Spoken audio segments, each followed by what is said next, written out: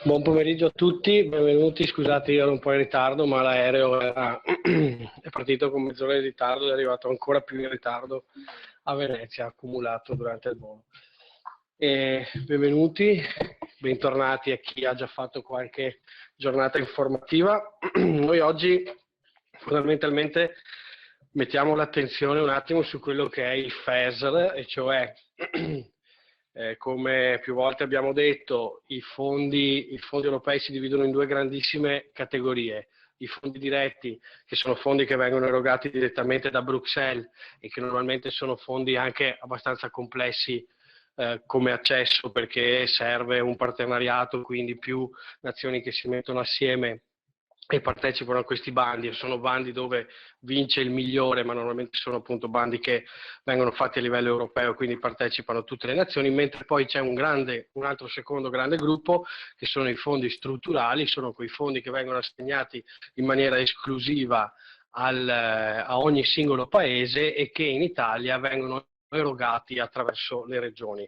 Questi fondi vengono divisi fondamentalmente in tre grandi assi. Uno copre la parte dell'agricoltura e della pesca, il secondo è il fondo sociale e, per farla molto semplice, finanzia le persone, quindi la formazione e tutto quello che può essere legato bene o male alla persona, mentre il FESR, quindi questo ultimo asse che è stato approvato durante l'estate, finalmente lo attendavamo perché viaggiava con circa un anno e mezzo di ritardo, peggio delle nostre ferrovie, è stato approvato ad agosto, e il FESR finanzia, per capirci un po', le cose. Quindi se il PSE, l'FSE, il Fondo Sociale Europeo, finanzia le persone, questo finanzia le cose. Oggi lo vediamo un po' più in dettaglio, cominciamo a entrare. Ovviamente in questo momento non ci sono i bandi, perché questo è un po' il quadro generale, cioè la Regione ha pubblicato quelli che sono i suoi asset, quelli che sono gli obiettivi. A questo seguiranno poi una serie di bandi, quindi si apriranno proprio delle gare, e le gare ovviamente però saranno fatte sulla struttura di cui il FESR è composto. Il FESR è in questo momento diviso in 6 assi.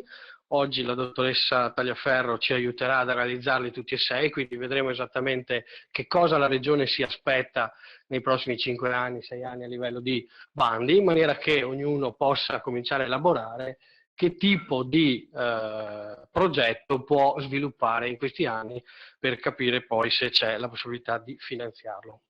Per quanto riguarda invece, lo dico più per chi c'era le altre volte che non per chi magari è la prima volta che viene a questo tipo di incontri informativi, avevo promesso che avremmo attivato un piccolo servizio di schede per quanto riguarda i bandi. Nella vostra cartellina trovate la prima, quindi abbiamo fatto una scheda. Mi hanno dato un'informazione sbagliata, ve la distribuiamo ora. È la prima scheda di un bando. Questo servizio che abbiamo pensato è fatto in questo modo. Siccome normalmente il testo del bando di gara è piuttosto ampio, è piuttosto lungo ed è scritto anche in maniera a volte anche un po' tecnica, molte volte chi si approccia per la prima volta ai fondi europei abbandona ancora prima di finire la lettura, nel senso che comincia a leggere e dice boh, non capisco niente, molla là. Quello che cercheremo di fare è di leggere il bando per voi, sintetizzarlo con un po', diciamo, per far capire a chi è indirizzato, quali sono gli elementi necessari per poter partecipare e in che cosa più o meno consiste, in maniera che in una paginetta, magari fronte retro, perché a volte sono qualche centinaio di pagine, quindi si fa fatica a stringere troppo, però diciamo che normalmente in una paginetta fronte retro avete in mezz'ora più o meno contezza di quello che il bando offre, e quindi anche se sia il caso di parteciparci o avere maggiori informazioni oppure no. Questo servizio inizia da settembre, quindi questa è la prima scheda. Abbiamo scelto un bando esistente, poi magari la dottoressa ne parla più in dettaglio, e se volete riceverlo lo potete ricevere via mail nel sito, quello mio, quindi www.davidvorrelli.net, anche se digitate IT credo che ci arrivate lo stesso, c'è un pulsante iscriviti alla newsletter, se cliccate là e mettete il vostro indirizzo mail qualsiasi, a quell'indirizzo vi arriva la scheda. Cercheremo di farlo, noi abbiamo contato più o meno 2 o 3 volte al mese, quindi riceverete 2 o 3 mail al mese con 2 o 3 bandi che possono essere interessanti. Se c'è movimento di bandi si Vediamo, intensifia. sì, certo, non dipende da noi, non li promulghiamo noi. Quindi questo è il servizio che avevamo promesso e che inizia a settembre.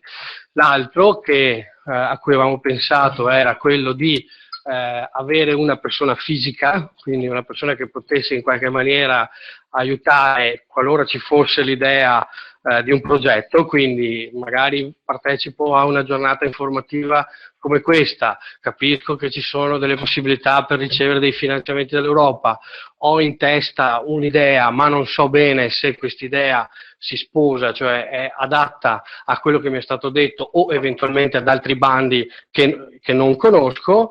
Ecco, questo ci stiamo lavorando, io conto che per il prossimo mese o comunque entro la fine dell'anno di avere anche una persona che ci aiuterà in questo, magari attraverso un'associazione senza scopo di lucro che ho conosciuto, sto cercando di trovare un accordo con loro per avere questo tipo di supporto. Quindi spero la prossima volta che ci vediamo, non domani, quella prossimo mese, spero di potervi dare anche questa notizia. Per il momento però c'è la scheda. Quindi io lascerei subito la parola alla dottoressa Tagliaferro perché come sempre i fondi sono tema ostico e piuttosto complesso.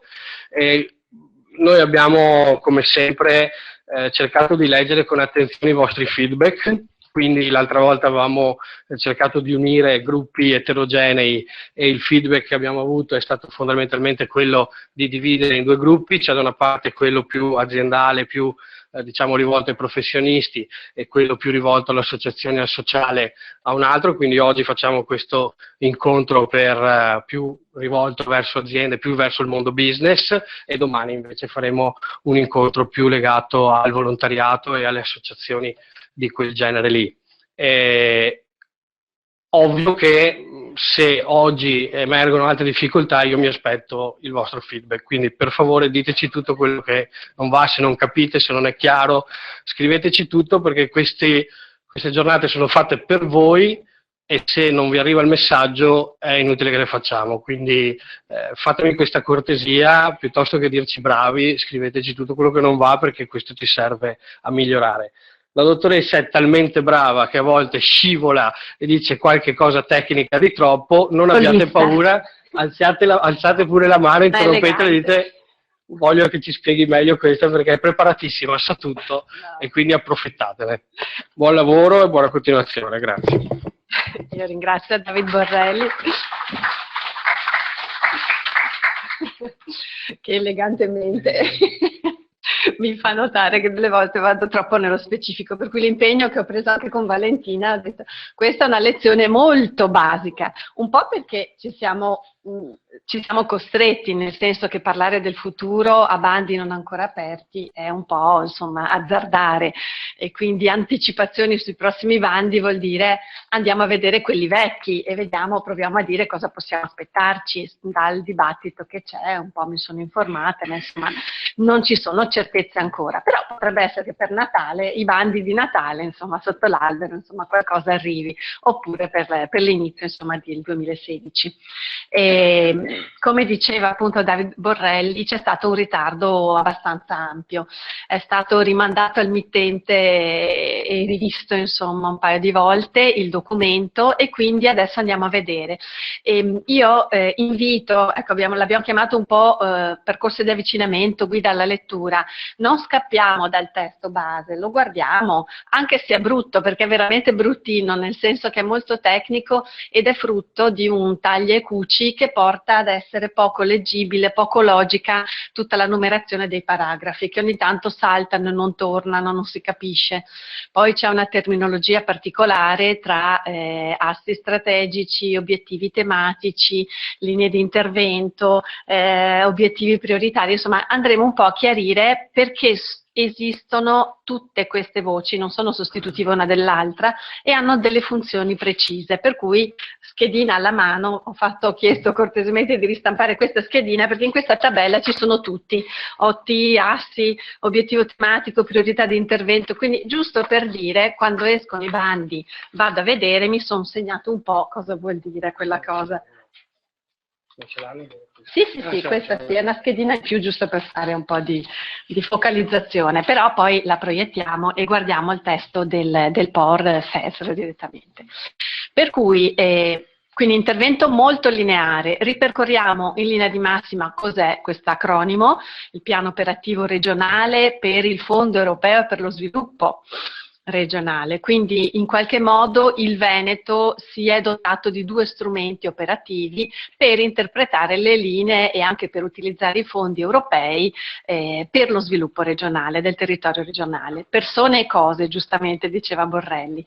Per cui andremo a vedere un attimo l'inquadramento, proprio il quadro generale, da dove arriva il FESR, cioè perché è importante la gerarchia delle fonti, se vogliamo. So che Borrelli mi odia quando inizio a fare la scaletta con tutte le fonti, però è solo per dire perché mi ci ritrovo certi obiettivi e sottolineerò quelli che è utile magari segnare per citare nella premessa del progetto.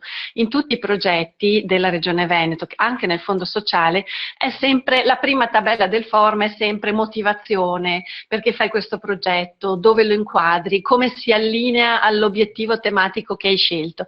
E lì vanno rimesse dentro, reimpastate determinate terminologie che un pochettino così ripeteremo. Quindi andremo a vedere i 6 assi strategici e poi faremo in questa prima parte un focus sulla strategia di specializzazione intelligente. Non so se è più difficile dirlo in italiano o in inglese, perché strategia Smart Specialization Strategy, RIS3 la chiamano così.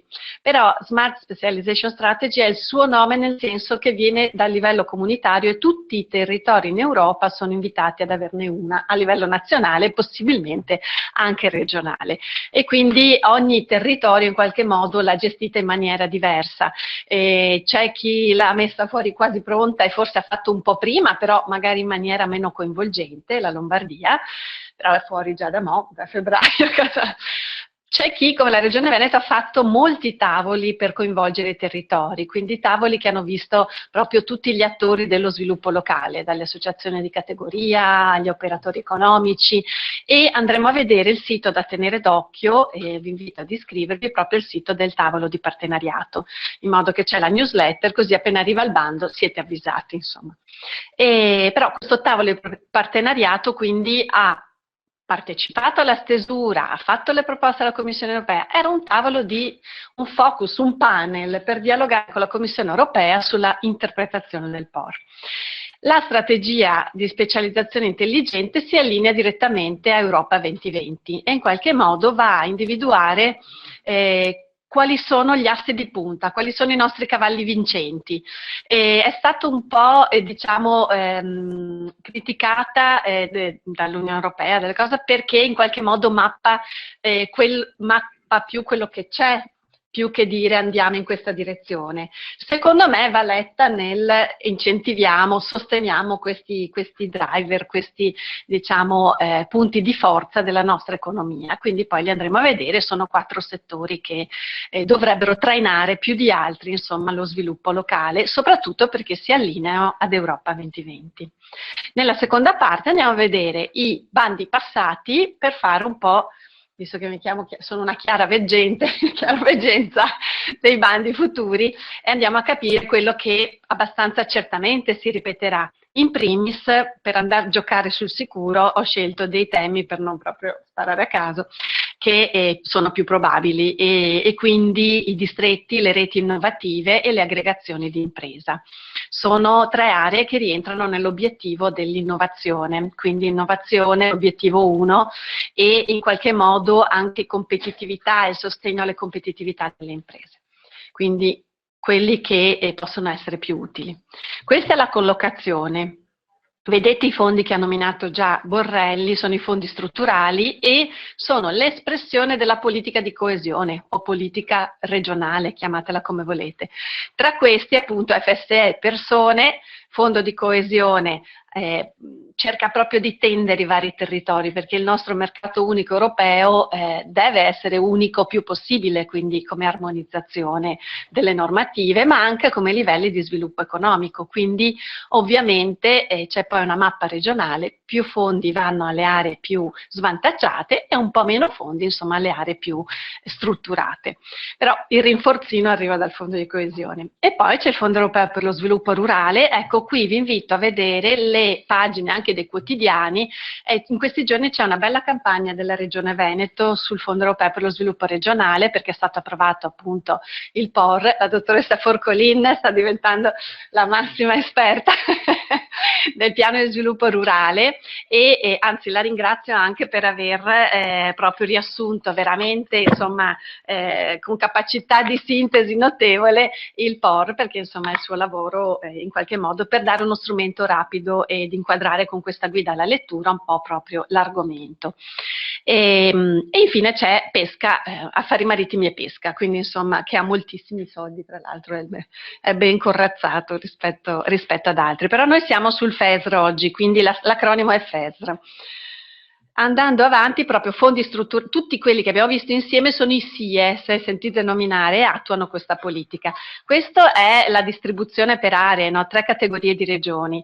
Noi ovviamente siamo nella regione verde, che insomma richiama la floridità, anche se anche noi abbiamo avuto i nostri problemi, e se volete dare un occhio anche a livello, visto che insomma questo gruppo parlamentare è sempre anche molto, il gruppo promotore FDD è sempre molto attento anche a come lavora l'Europa e anche uno spunto critico. Su Open Coesione si può vedere come sono spesi i soldi dell'Unione Europea, in particolare il fondo europeo il FESR, per cui insomma ci sono tutti i dati sulla spesa, l'avanzamento dei progetti, insomma per i giornalisti penso che sia utilissimo per vedere. Open Coesione.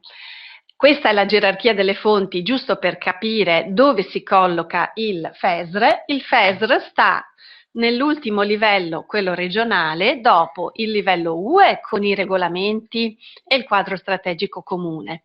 In particolare citerò 2 regolamenti del 2013, uno che vale per tutti i fondi strutturali, il 1303, e uno che vale solo per il FESR, il 1301. Questi regolamenti, questi 2 regolamenti ve li metteremo nella cartellina di materiali, solo perché vediate con occhi che quegli obiettivi strategici arrivano da lì. Sono proprio elencati nel regolamento, quindi non c'è scampo, non è che è la regione accanita nel declinare così minuziosamente, arrivano da lì e i territori poi li devono interpretare. E quindi a livello nazionale c'è l'accordo di partenariato, se no i soldini non arrivano, e poi sui territori arrivano invece poi i programmi operativi.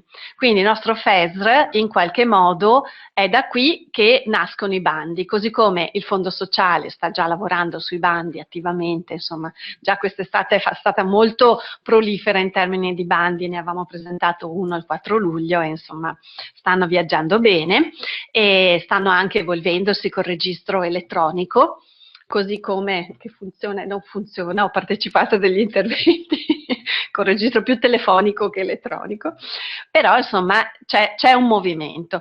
E per quanto riguarda il FESR, soprattutto per la parte di innovazione, c'è un passo in avanti che è la gestione da parte di Veneto Innovazione della piattaforma per la rendicontazione.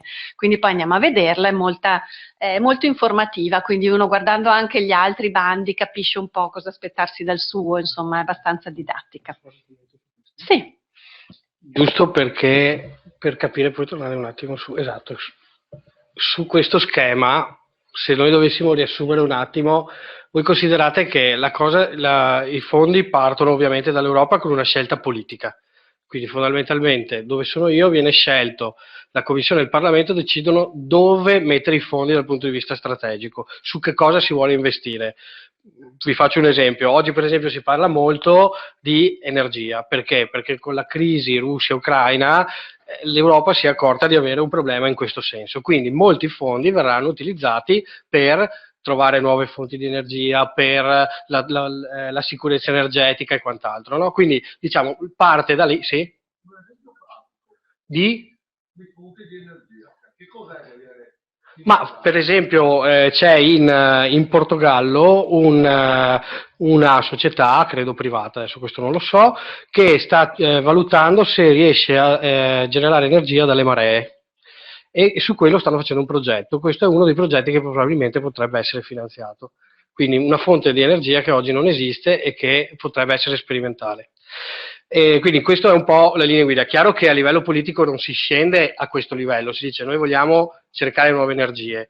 Poi a livello nazionale questa direttiva, diciamo, questa direzione viene ovviamente fatta propria, perché chiaramente il territorio è diverso, quindi non so, la Svezia ha un territorio completamente diverso rispetto all'Italia, e quindi questo viene declinato per la nazione, e quindi è il secondo livello, quel livello nazionale che vedete, il famoso PON, è il piano organizzativo nazionale, serve proprio a prendere queste linee guida che l'Europa dà e declinarle, trasformarle, rendere utili per il territorio nazionale, perché sono 28 paesi molto diversi.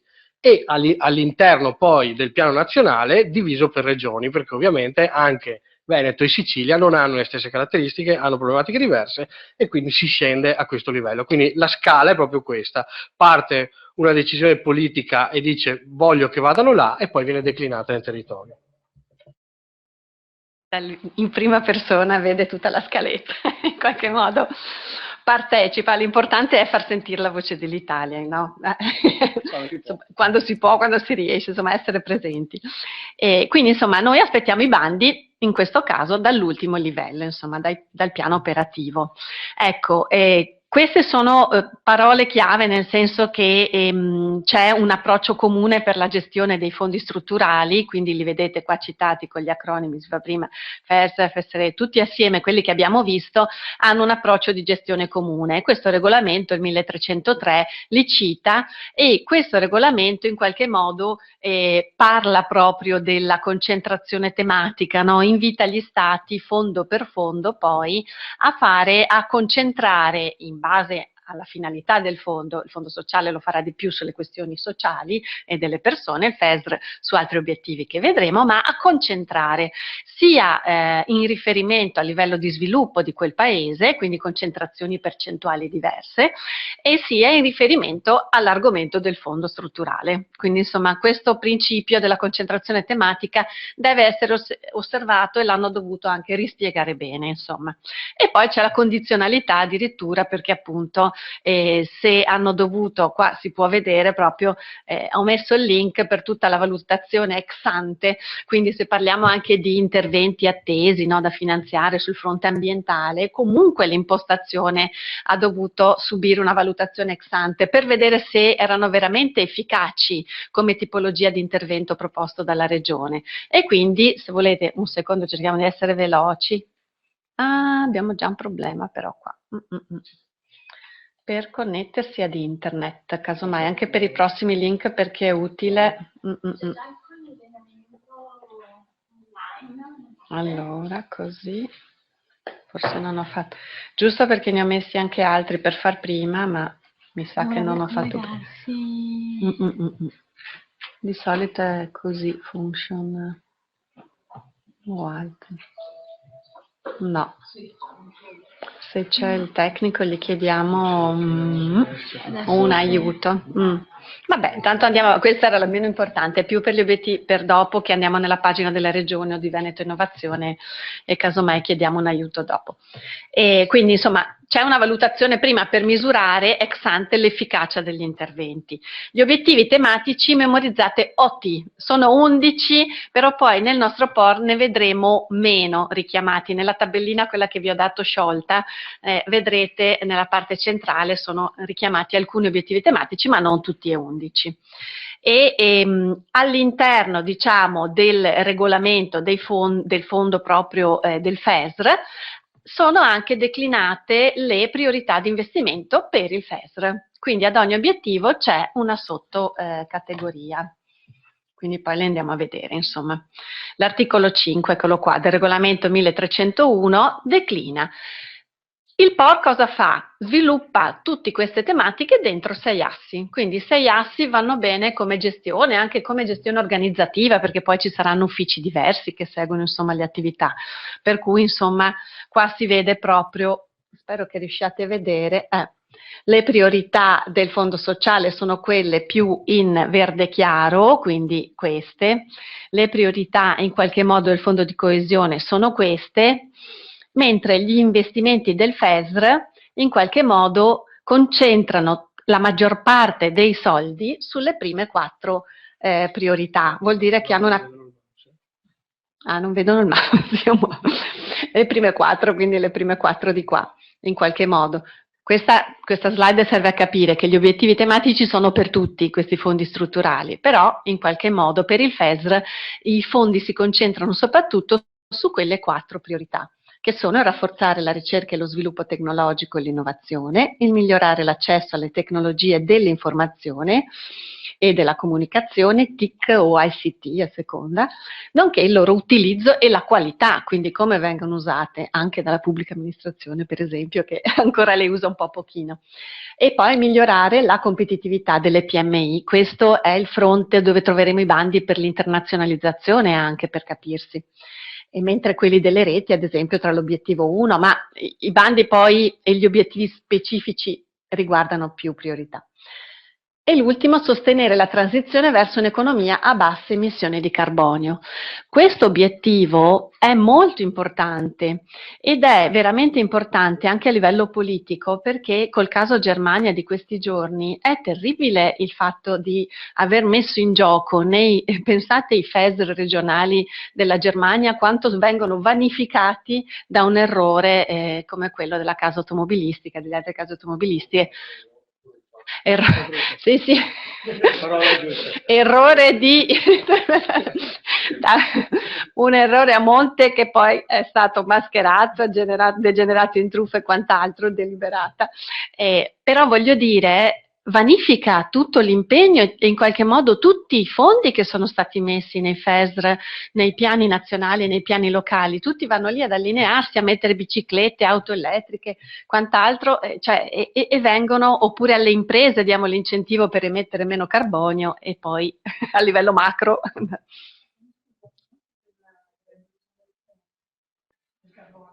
CO2.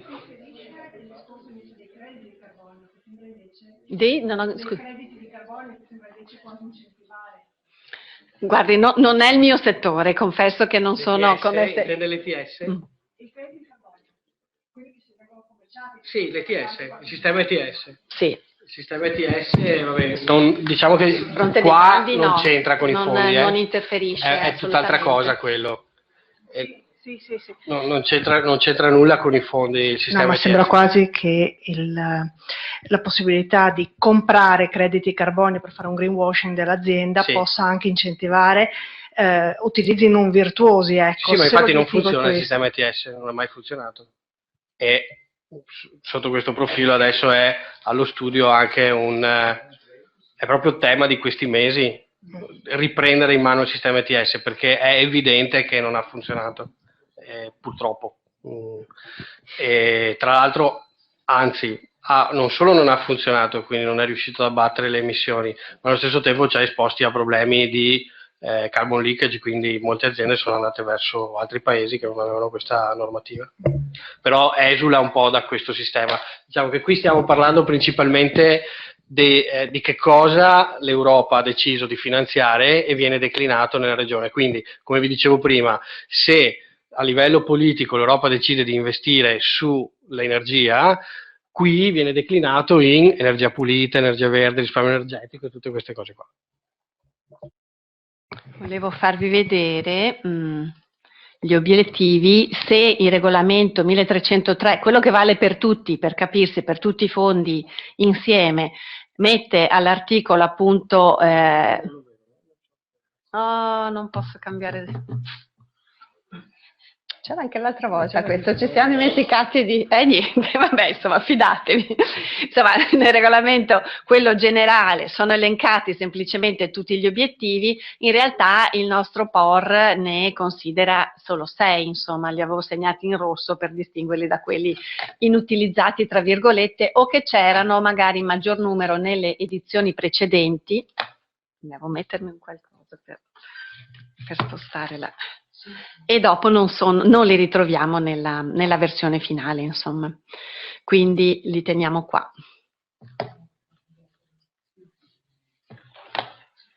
Andiamo a farlo. E eravamo arrivati qui. Quello rosso sotto.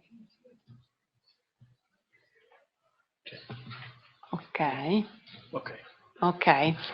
Quindi procedendo, qui li vedete riassunti, la ricerca e innovazione, guardate che peso hanno un grosso peso, vedete proprio semplicemente i colori, insomma.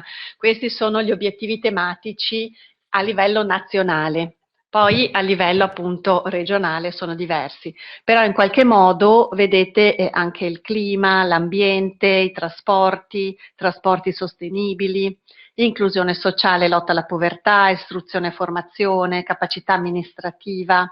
Ecco, la parte blu è la ricerca e innovazione, la parte marron, qua in alto a destra, l'8-9% agenda digitale, alle PMI appunto la parte appunto di competitività in verde, e poi economia a bassa emissione di carbonio, la parte grossa, insomma, anche in basso. Quindi sono tutte declinazioni delle strategie generali della Commissione europea che riguardano Europa 2020. Quindi sono le modalità con cui la Commissione europea dice, e qualsiasi ente pubblico, anche il sistema, io vengo dal sistema delle camere di commercio, adesso siamo in piena fase di programmazione annuale e quinquennale, c'è stato il rinnovo degli organi, quindi ci sono le linee che valgono 5 anni e poi vengono declinate di anno in anno. E di volta in volta, quando si dà un contributo, lo si dà perché l'ente non riesce a fare tutto in prima persona e quindi comunque finanzia chi si allinea ai suoi obiettivi. Così come tutti gli enti pubblici nel scegliere strategicamente le partecipate dovrebbero sceglierle, e in qualche modo l'ultima normativa impone una revisione in questo senso, in ottica strategica, cioè queste sono le finalità dell'ente, le posso raggiungere avvalendomi della partecipazione ad enti che perseguono le stesse finalità prioritarie che ho io. E quindi sono un'estensione dove non arrivo direttamente con le mie risorse, arrivo finanziando o sostenendo. Lo stesso è l'Unione Europea. Queste sono le strategie prioritarie e questi sono in sostanza i fronti che assicurano l'Europa, che assicurano che l'Europa possa avere un'economia più competitiva e con un più alto tasso di occupazione. Quindi crescita intelligente, sostenibile e solidale. Come realizzo questo? Attraverso tutta la scaletta delle fonti che abbiamo visto e che poi alla fine a livello più basso si declinano in bandi per tutti gli interlocutori. Quindi in qualche modo la sostenibilità è fattore trainante. Lo sviluppo intelligente, poi lo troveremo nella strategia di sviluppo intelligente, e la parte solidale e inclusiva c'è sempre su tutti i fronti di tutti i fondi. In qualche modo lo scopo di questa strategia di specializzazione intelligente, l'abbiamo nominata, e per la Regione Veneto appunto è pubblicata insieme al POR, per cui si trova proprio insieme il testo. Lo scopo è quello di creare il vantaggio competitivo, cioè vedere dove possiamo competere meglio e quali sono i fattori di forza, i nostri cavalli vincenti. Per cui si sviluppano proprio i punti di forza in materia di ricerca e innovazione, e accordandoli alle esigenze imprenditoriali si arriva a rispondere alle opportunità emergenti e quindi si risponde al mercato in modo coerente. Cosa chiede il mercato? Un esempio, perché bisogna sempre fare l'esempio. Il mercato chiede competitività delle imprese. Le imprese in qualche modo fanno innovazione e quindi cercano di rimanere competitive, ma il POR, proprio nella parte iniziale che trovate riassunta anche nel Vademecum, oppure proprio il capitoletto iniziale, dice che si fa innovazione ma non si depositano i brevetti. Quindi di conseguenza bisogna in qualche modo lavorare o introdurre a protezione della manifattura smart, che allora è una delle linee della RIS, Smart Manufacturing, bisogna proteggerla di più, laddove introduco delle metodologie di lavorazione intelligente, devo anche andare di pari passo tutelando le mie innovazioni, depositandole in modo che sui mercati internazionali posso essere anche più tranquillo. Questo per dire che c'è un asse che finanzia, no, questo tipo di attività da parte delle imprese. Oppure l'altro asse è appunto, se vuoi fare innovazione in azienda, porta ricercatori in azienda, te lo finanziamo per un anno. Quindi perché? Perché si vede che abbiamo moltissimi laureati, ricercatori, ma sono poco impiegati, sottoutilizzati o non vanno nelle aziende. E quindi un asse finanzia quello come ricerca e innovazione. Insomma, la strategia della regione interpreta un po' questo. Questa scelta non è che sia l'imprenditore che chiede, ma è una decisione che viene presa, non lo so, dalla regione. La regione decide di finanziare questo. Sì. L'imprenditore si adegua in base allo strumento. È come se la regione dice ho asfaltato la strada ma puoi andarci solo in bicicletta, nel senso che sceglie lo strumento per arrivare, però puoi arrivare lì e vedere il bel panorama. Quindi in sostanza mette anche su quel fronte dei ricercatori in azienda, c'è il portale Innoveneto che ha fatto la regione che mappa tutti i centri di ricerca, oppure se l'azienda vuole un altro centro di ricerca, se lo sceglie lo mette nel progetto, mostra che va bene e fa o il progetto insieme al centro oppure chiama un ricercatore in azienda e lo paga per un anno. Quindi sceglie comunque l'azienda cosa fare, cosa gli serve. No, mi sembra di capire questo Noi comunque dopo ci arriviamo, siamo ancora nella parte generica, stiamo un po' anticipando, comunque volentieri, perché dopo ci arriviamo agli esempi. Perché i brevetti in Italia se ne depositano pochi? Perché a monte di tutti questi discorsi c'è un sistema che con i brevetti c'è un mercato di lobby che... E allora tante è lì la Bolkestein dovrebbe... tutelano. Chiudono, diciamo, si tutelano, ma perché c'è un ministero, o c'era, che doveva funzionare in certi modi e con chi fa brevetti ha dei collegamenti poi con vari industriali di grande nome, per cui tanta roba fugge e tante idee vengono poi, poveraccio si trova con le sue idee già stampate. Allora, già da qui abbiamo mercati zoppi in partenza, dove l'innovazione in Italia diventa un'innovazione zoppata. E questo è il problema, che prima ancora di questo va detto nei tavoli anche europei, oltre che in Parlamento, perché bisogna ritoccare politicamente un sistema importante. Solo all'estero noi possiamo in qualche stato depositare brevetti, che magari hanno normative e sistemi che tutelano. Qui proprio c'è il sistema più colabrodo. Do una notizia su questo. 2 giorni fa l'Italia ha aderito come paese al brevetto europeo. Fino adesso sono 26 paesi su 28. Comunitario, immagino. Sì, europeo, io l'ho letto europeo. Quindi insomma è un passo. E adesso certificando ente unico certificatore per 26 paesi. 26 paesi, quindi insomma sì, diciamo che sono varie le cause, sono tante concause, anche la microdimensione molto spesso. La microdimensione anche delle imprese, insomma micro e piccole, che sono il 97% ad esempio in Veneto, comunque a nord-est, anche questo, il fatto di avere insomma in qualche modo una metodologia per sviluppare l'innovazione in azienda non processata, quindi nasce in maniera molto estemporanea e non avendo... cioè hanno paura della competizione, paura di essere copiati, e allora intanto tanto vale non depositare, cioè conosco questa realtà. Sul fronte del brevetto la stessa cosa, invece magari è un po' più disattenzione sul fronte dei marchi e dei modelli, perché lì è proprio distrazione, allora si va alle fiere senza aver depositato e in qualche modo, oppure si affida proprio una bella linea col marchio a un distributore russo o cosa, e questo decide di depositarlo e ci frega il prodotto, il mercato e il marchio. Quindi insomma un po' più di accortezza ci vuole sulla proprietà intellettuale, andrebbe gestita come portafoglio di titoli di proprietà intellettuale, cioè una persona o un cassetto o un file in azienda in cui si sa quando cosa ho depositato, quando scade, come posso usarlo anche per darlo in licenza e creare una nuova linea di redditività se non lo sto usando adesso. Insomma, è un settore un po' inesplorato da parte delle micro piccole imprese, per cui questi bandi almeno dovrebbero un pochino muovere le acque. E giusto per andare avanti, allora qui volevo fermarmi e dare proprio un occhio a questa strategia di specializzazione, però non so se non riesco ad entrare, quindi ci entro dalle slide che ho. Speravo di entrare dal sito, che così vedevate dov'era. Se si può chiedere casomai al tecnico, però dopo nelle slide a casa riuscite a entrare dal sito, quindi insomma era più bello però. Allora,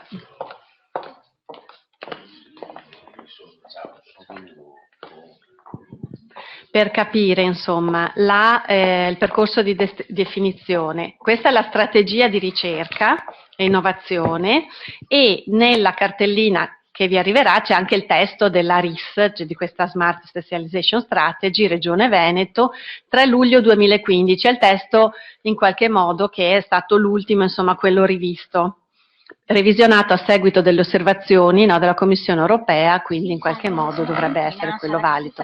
È lunga, la vedete, però è anche molto interessante il contesto economico. In questa parte è spiegata tutta quella che è ritenuta la debolezza. Grazie per avermelo detto, che la chiudiamo. Allora, se io voglio prendere... no, dobbiamo chiedere come mai, no? Sì. Chiudo l'altra. Devo chiudere una presentazione. Non si possono aprire più presentazioni. No, sta arrivando il tecnico. Vabbè, allora io intanto chiudo l'altra, faccio artigianalmente, però ci vuole un po' più tempo. Chiudo questa e apro l'altra sulla...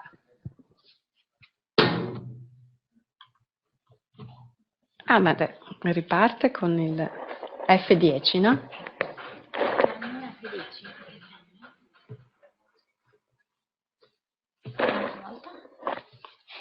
Perché una volta stacca qua, una volta là, e adesso... Eccolo qua. Dai, allora intanto... No, un'altra volta perché adesso lo vedi anche tu, vai. Ah, così. Tutto, sì, dai, ok, ci siamo. Per cui questo è il testo ufficiale della direzione proprio ricerca e innovazione della Regione Veneto, giusto perché se no mi date della fanta strategica, però in qualche modo è una cosa seria, l'hanno fatta tutti i territori dell'Unione Europea, laddove si sono investiti fondi per l'innovazione, primo per definire cos'è questa innovazione, poi quali sono i cavalli che la trainano e in qualche modo come questa cosa si allinea a Europa 2020. Quindi questa Smart Specialization Strategy risponde proprio alle linee di Europa 2020, no? Crescita intelligente, sostenibile e inclusiva. In questo contesto è basata proprio, l'elemento chiave è la concentrazione tematica, cioè quegli obiettivi che abbiamo visto, quelli prioritari, i primi 4 proprio, no? Inoltre nella sua articolazione rappresenta le condizioni ex ante, cioè è stata valutata per capire se è efficace oppure no.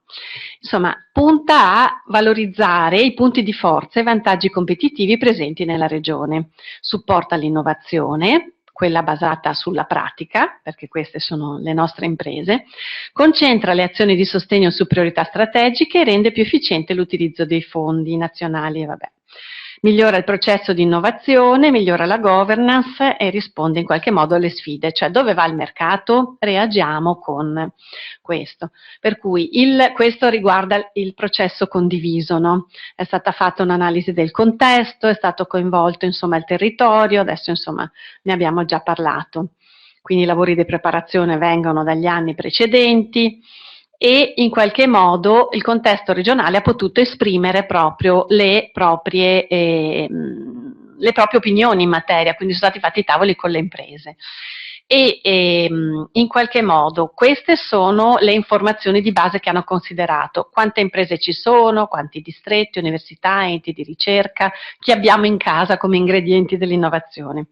Quali sono le sfide? Cioè quali sono in qualche modo, se guardiamo l'analisi SWOT, no, i punti di forza, di debolezza, opportunità e rischi, c'è anche l'invecchiamento della popolazione, gli aspetti ambientali e climatici, quindi la fragilità del territorio, il cambiamento del mercato del lavoro e poi i vantaggi, in qualche modo mappando proprio le tecnologie, l'analisi del business. Questi sono gli ambiti di specializzazione in qualche modo intersettoriale.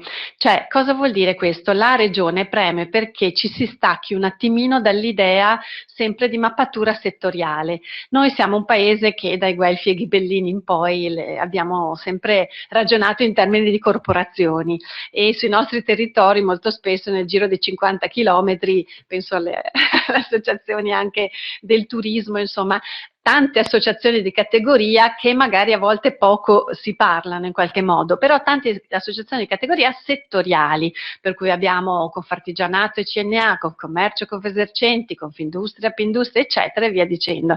Però ecco, tutta questa accezione, insomma, settoriale, loro stesse le associazioni da qualche anno la stanno abbandonando e stanno aprendo a PMI, perché c'è sempre, no, artigianato e piccola e media impresa, perché ormai è assurdo mantenere la limitazione, al di là dei magari vantaggi fiscali per le categorie artigiane, che sono però una cosa a parte. Sul piano della competitività e delle aziende non ha più senso mantenere così divisi i settori e si va verso la trasversalità come sviluppo e soprattutto si invita mentalmente proprio l'azienda piccola a lavorare con la grande a fare ricerca insieme alla piccola, sviluppando innovazione e magari entrambe insieme ai centri di ricerca.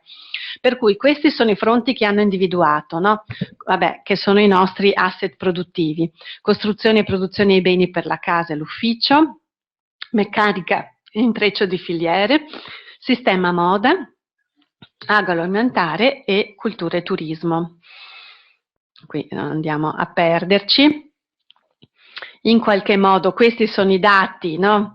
Che rispecchiano un po' quello che, vedete, 57 è quello che dicevo, il 57,5% delle imprese attive in Veneto nel 2010 ha introdotto un qualche tipo di innovazione, ma i brevetti presentati sono solo appunto 115 per milione di abitanti.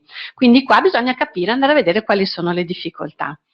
E poi la spesa per innovazione, no? 4.000 euro per addetto, ma sono ancora pochi gli addetti, sono pochi i fondi che le aziende sottocapitalizzate dedicano, no? Si destinano pochi utili alla ricerca e innovazione, molto spesso perché bisogna prima avere gli utili, giustamente, ed è per questo che sempre in quest'ottica, tra i bandi che poi andiamo a vedere si parla di aggregazione di impresa, quindi o col contratto di rete o non necessariamente col contratto, che è una categoria particolare, però lo andrei a vedere perché è nuovo e recente, oppure con le ATS, quindi le associazioni temporanee di impresa o i consorzi, insomma hanno ampliato proprio la gamma per l'accesso al bando parlando di aggregazione di impresa, mentre reti strategiche, reti innovative sono altra cosa. Quindi aggregazioni, reti, e poi ci sono i vecchi distretti, quelli li ha mantenuti ben individuati, quindi queste tre tipologie dovrebbero in qualche modo aiutare a, diciamo, a lavorare insieme, a vincere la limitazione settoriale, a lavorare insieme come aziende complementari che sfidano mercati insieme, insomma, soprattutto se sono mercati esteri. Bene, adesso non va più. Allora, questo è il contesto, è stato mappato appunto il valore che abbiamo in termini di università, centri di ricerca, centri di trasferimento tecnologico, i KIPS, i servizi di conoscenza rivolti alle imprese. In qualche modo, ecco, tutto è stato mappato e nel portale InnoVeneto, ad esempio, si trovano proprio vari punti di riferimento per l'accesso a queste opportunità di progetto. I driver dell'innovazione sono stati mappati e sono stati distinti dalle tecnologie abilitanti. So che sembra di andare proprio nella filosofia, però i driver sarebbero quelli che guidano l'innovazione. L'innovazione verrà portata nei prossimi anni soprattutto dalla creatività, dalla cultura e dalla conoscenza, dal design e da tutto quello che parla di buon vivere, di qualità della vita, oltre che dal fronte ambientale, che è indispensabile in qualche modo. E le tecnologie che permettono questo sono le nanotecnologie, le ICT, le bio, i nuovi materiali.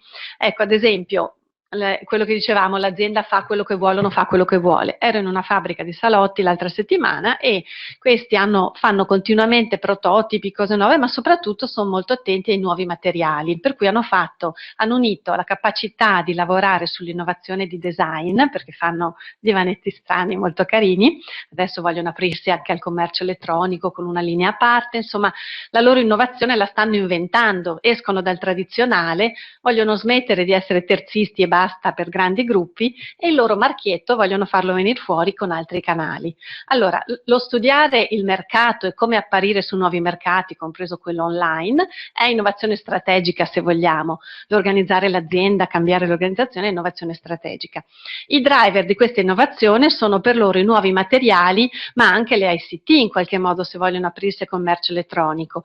Qui però vanno anche a vedere le non nanotecnologie, ma in qualche modo i materiali e tutto quello che può potenziare, se il design è comunque funzionalità, la funzione, la parte operativa dell'uso, l'usabilità del prodotto è data anche da cosa fa materialmente il prodotto. E quindi sono stati messi in contatto con Matec, che è una banca dati di materiali molto grossa, al centro Galileo, che è il centro di ricerca vicino a Padova, e in questa banca dati possono trovare nuovi materiali per sperimentare nuove usabilità del prodotto divano con un nuovo design. In questo senso, se pensando ai bandi che usciranno sul FESR, potranno anche magari accedere alla misura che fa sì che nel loro progetto insieme a Matec ci sia prevista la busta paga di un ricercatore che va una volta alla settimana in azienda per un anno finché parte il nuovo prodotto. Questo è un progetto che può essere finanziato dal FESR. Questo contesto è chiaro che tutti i fondi vanno a questi personaggi. Che personaggi? Sottica e no, perché la grande impresa è proprio quella che riceve meno, è diretto alle PMI. La grande impresa riceve se fa insieme alle PMI, cioè se opera in rete con la piccola o media impresa, micro, piccola o media. Certo. Perché è il target prioritario. Però le assicuro che io dal 2010 che sto battendo attraverso la regione per accedere a questi fondi e non c'è una lira per noi. Io faccio un prototipo alla settimana per abbattere le emissioni nocive, carbonio, lavorando su questo settore e non posso avere un centesimo. Ma le hanno dato per certo che non ne avrà mai e non ne può accedere per requisiti dell'azienda. Saia lo sa benissimo. Ho parlato un miliardo di volte. Allora, il motivo è questo, che ormai quasi tutti gli imprenditori, piccoli imprenditori, sono cattivi pagatori e segnalati alla centrale rischi. Allora non è e questo è il problema più grosso. Saia lo sa benissimo, la regione lo sa benissimo, però noi dobbiamo passare sempre attraverso il sistema bancario. È un cane che si morde la coda. Sì, guardi, io la capisco perché in Camera di Commercio ho seguito per anni l'ufficio bandi, quindi scrivevo i bandi, ho scritto dei bei bandi, sono stata contenta, ma anche c'era un periodo in cui si diceva va bene anche l'aiutino a pioggia agli anni della crisi, del coso, diamo anche l'aiutino a pioggia. Su contributi da 2-3 mila euro mi sono vista arrivare la normativa che per estensione applicava anche all'area dei contributi la richiesta del DURC, non solo ai fornitori, anche ai beneficiari. e ho dovuto chiedere il DURC e trattenere quei 3.000 euro della miseria per pagare io INPS INAIL per l'imprenditore che quindi aveva già fatto la spesa, me l'aveva rendicontata anticipando i soldi, non ho potuto dargli 2-3.000 euro per pagare INPS e INAIL per la questione del DURC. È una questione dolente, molto dolente e è una questione normativa. Ecco, sai cosa ho ricevuto io entrare nel commento. Brevetto? In corso d'opera è stato durissimo. 1.500 euro. Che cosa? Sono stati trattenuti? No, ho avuto come premio, ecco, chiamiamolo per modo di dire, 1.500 euro. Stiamo parlando di un brevetto. Stiamo parlando di un brevetto che potrebbe essere utilizzato a livello mondiale proprio per l'emissione del carbonio, eccetera. Gli step sono articolati. E lui, al di là di 10.000 euro che gli danno al sistema bancario perché li abbiamo martellati così, lui che avrebbe bisogno almeno di 200.000 euro per comprare il brevetto internazionale. È stato depositato o è già approvato? È depositato il brevetto. In attesa di... No, il problema è che lui avrebbe bisogno di depositarlo a livello internazionale, perché sennò magari se lo mette in giro glielo copiano e quindi è vanificata tutta ogni cosa. Io chiedo scusa perché entrare nei singoli casi causa una risposta generica e poco cosa. Facciamo una parte...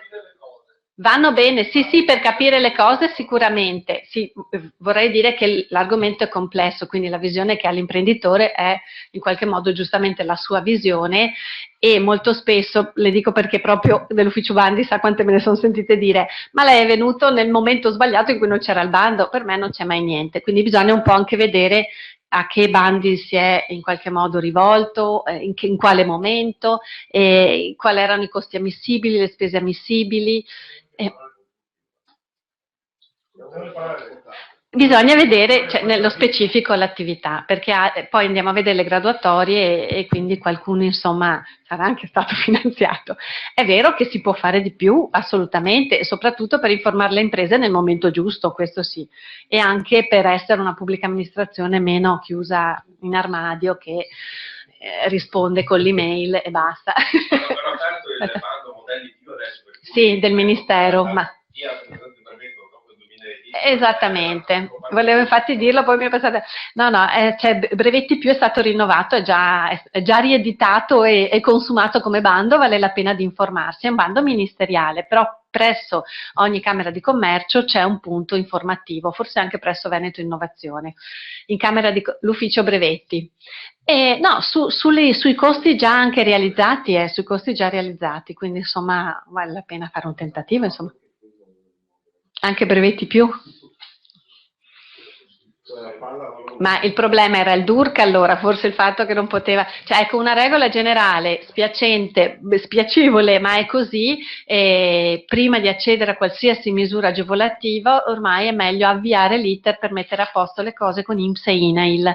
È una nota dolente perché molto spesso basta un piccolo cambio anche di personale, la posizione INPS risulta irregolare e si blocca tutto, per cui sia che siate fornitori di pubbliche amministrazioni sia che siate beneficiari di agevolazioni di contributi, va a posto, perché anche se uno è fornitore per un catering da 1.000 euro di pasticcini, deve sia al momento dell'incarico sia al momento della liquidazione, se è un contratto più grosso anche a metà strada, essere a posto col DURC. Quindi è mani legate proprio a chi deve liquidare la spesa.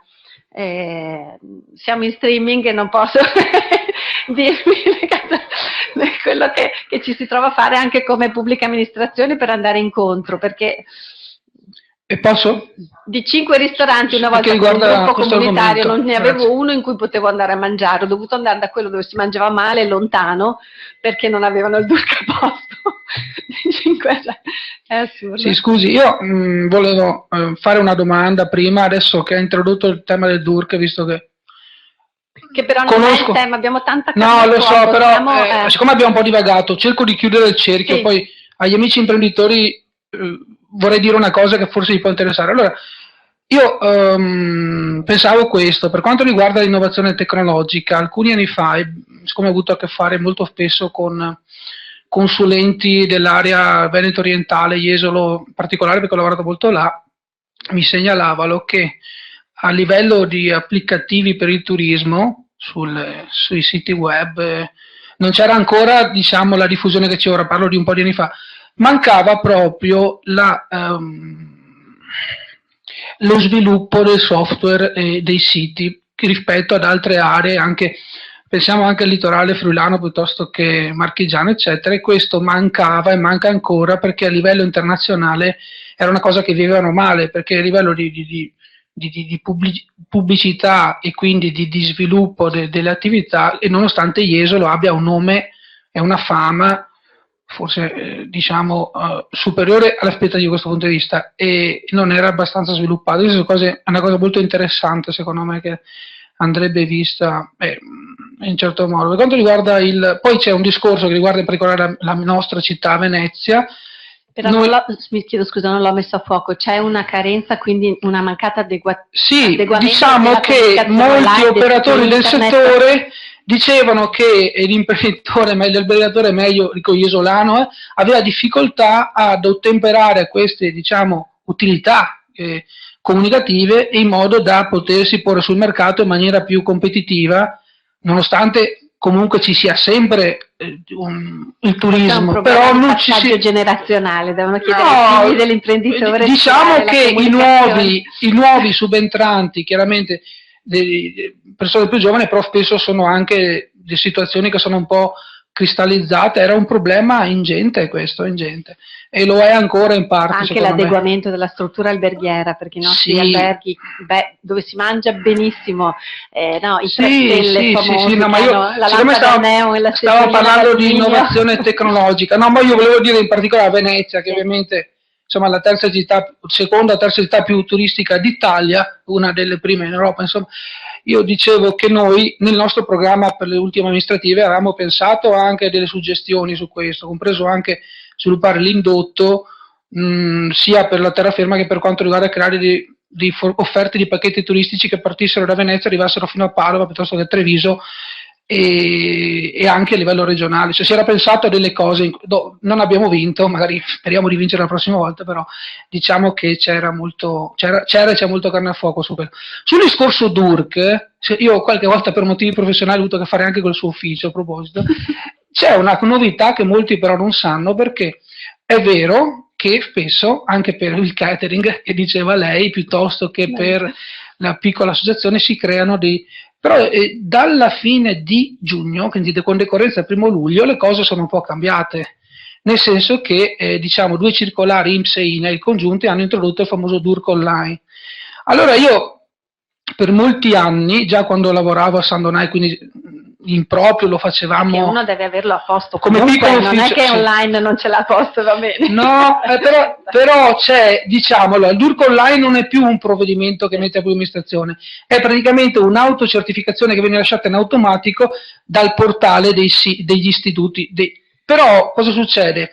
Per ovviare a questo problema, lo dico poi magari, c'è anche il fatto che quando ci sono delle situazioni di dipendenze contributive o di premialità, insomma, che mancano negli anni, c'è anche una sorta di ultraattività, nel senso che è possibile rateizzare, rirateizzare e creare dei circoli virtuosi, perché purtroppo il problema non è tanto per gli enti, il problema è che per una questione normativa i crediti vengono ceduti alla famosa Equitalia, il mostro che noi come 5 Stelle si vuole abbattere, che si tiene i crediti e crea quei problemi, perché poi diciamo il credito che per competenza dell'anno precedente poi per cassa non può essere più incassato. Mi spiego, il debito 2014, nel 2015 l'ente, l'INPS non lo può incassare, lo deve incassare tramite il concessionario che ci ricarica tutti i costi.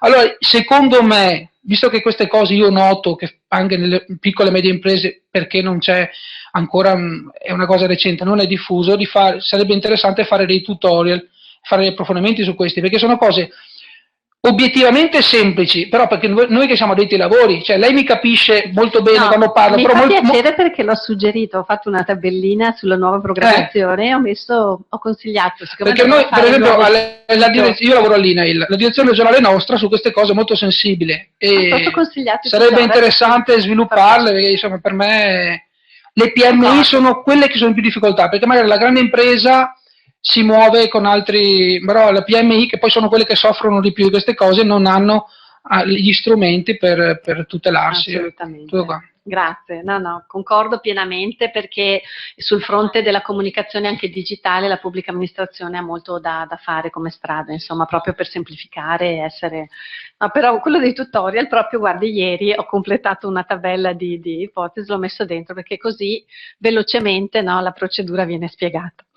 Per cui queste sono le aree di specializzazione.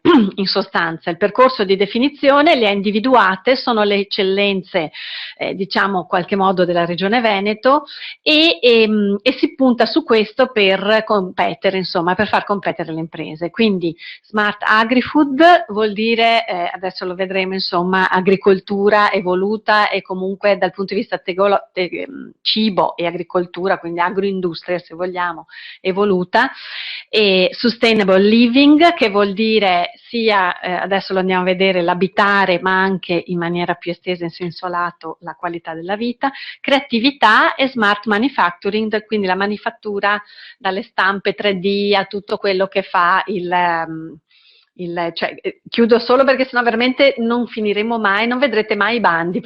A me piange il cuore e poi dicono era stata generica, però non sono arrivata al... Sì, creatività e cultura. Adesso ci arriviamo perché spiegano, prima fanno riassunto, poi spiegano. Ok. Finiamo 18:15, dai, se si può ce la facciamo 18 perché siamo già sforati un pochettino, 18:10 dai, almeno finire questo argomento qua, e gli assi, e dopo passiamo alla parte pratica. La seconda parte andiamo un po' più sulla pratica, i contratti di rete, le cose. Per cui...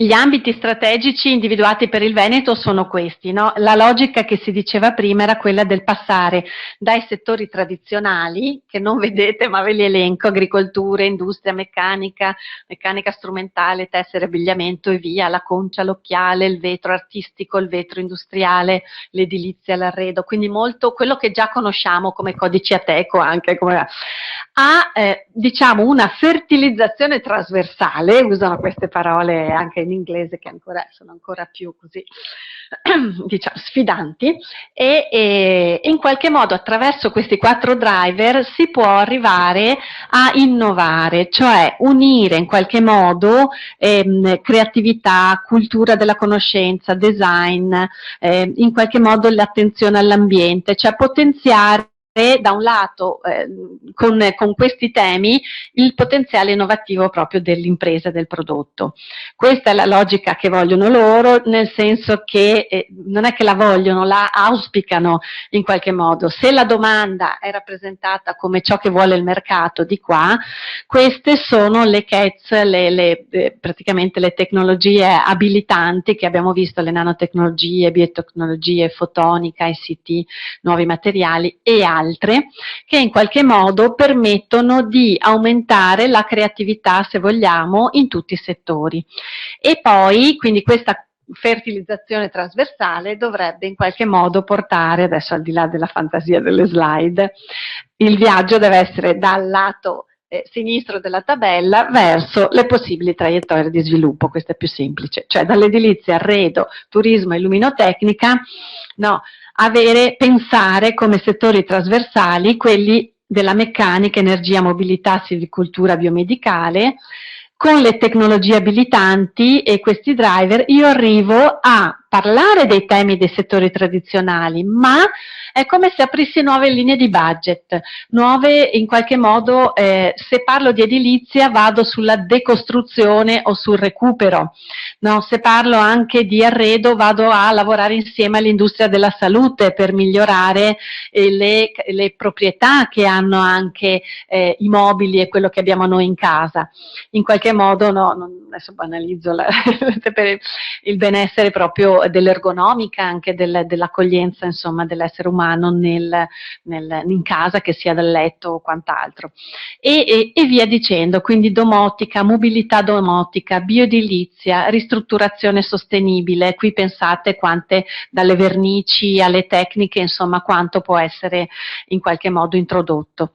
E fino ad arrivare al turismo e alla progettazione museale, la realtà aumentata, quindi itinerari turistici in cui con la realtà aumentata posso facilitare anche l'accesso ai musei, ad esempio delle persone disabili. Se voglio creare una stanza con la realtà aumentata in un palazzo veneziano al piano terra, aiuto il disabile a visitare il palazzo in 3D dove non può o non è possibile mettere la rampa, insomma, a norma di legge nel palazzo storico. È un esempio, insomma.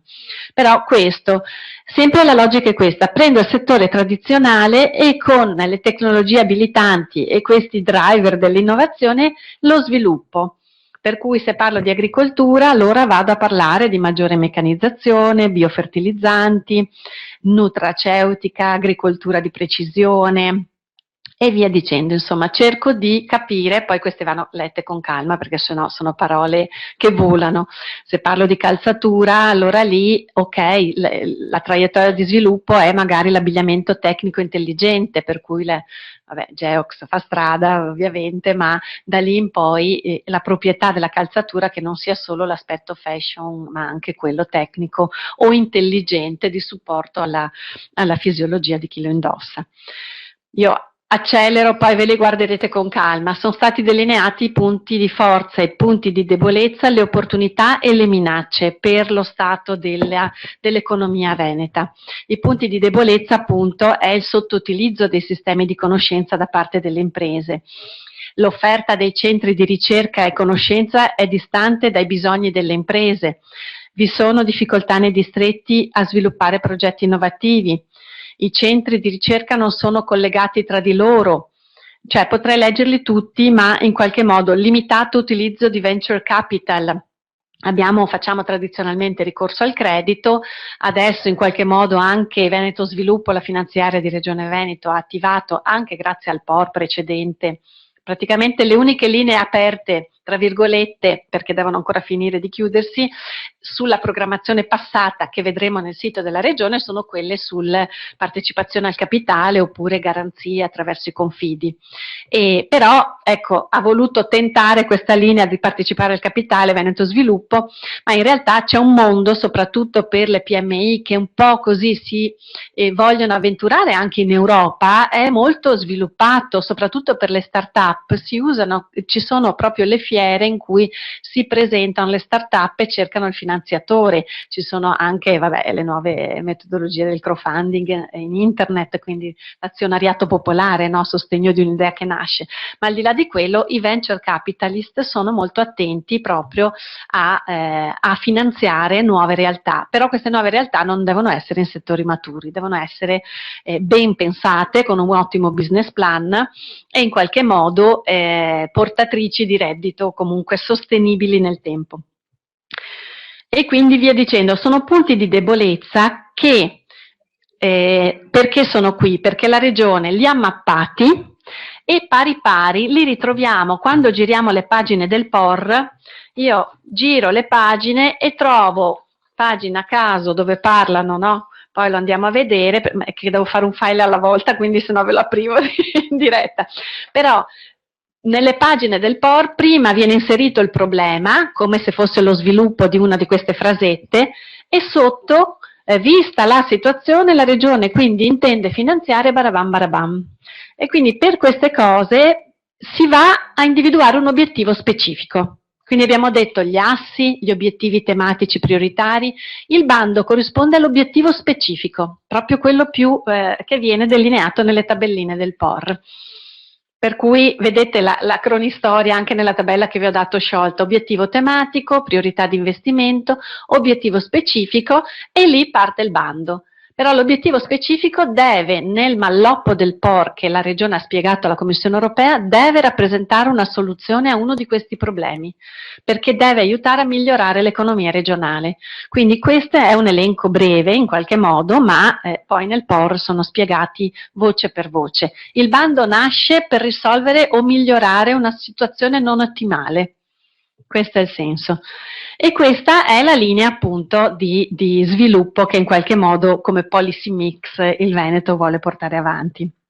Le priorità ovviamente parlano, se si parla di questo settore, quindi innovazione e ricerca e sviluppo, proprio rinforzare e coordinare la ricerca scientifica applicata, migliorare e diffondere il trasferimento tecnologico, migliorare la competitività e l'innovazione del sistema produttivo tradizionale, incrementare il ricorso alla brevettazione, valorizzare e favorire le collaborazioni internazionali e via dicendo. Quindi anche favorire la nuova imprenditoria e sviluppare poli di innovazione. Abbiamo meno start-up, allora lì il bando nasce per sostenere le start-up e nella paginetta del POR io troverò la situazione. Ecco qua, ad esempio ho aperto giusto a caso questo obiettivo specifico. Il titolo dell'obiettivo specifico è aumento dell'incidenza di specializzazioni innovative in perimetri applicativi ad alta intensità di conoscenza. Il perimetro applicativo è il Veneto, c'è l'alta intensità di conoscenza ma c'è poca incidenza delle specializzazioni innovative. Cosa fa questo bando? Dice che è sottoutilizzato il sistema della conoscenza, c'è una bassa propensione a investire in imprenditoria, in ricerca e sviluppo e il tasso di natalità delle imprese nei settori ad alta intensità di conoscenza è basso, colloca il Veneto tra le ultime regioni in Italia. Il 7,33% contro l'8,42% nel 2012. A fronte di tale situazione, la strategia del regionale è orientata all'aumento dell'incidenza di specializzazioni innovative e quindi il bando che arriverà, non dice il bando che arriverà, ma dice l'obiettivo è sostegno agli spin-off e alle start-up innovative, al fine di ridurre il gap a livello nazionale ed europeo. E quindi dal 7,33% dice il risultato atteso è 9% al 2023.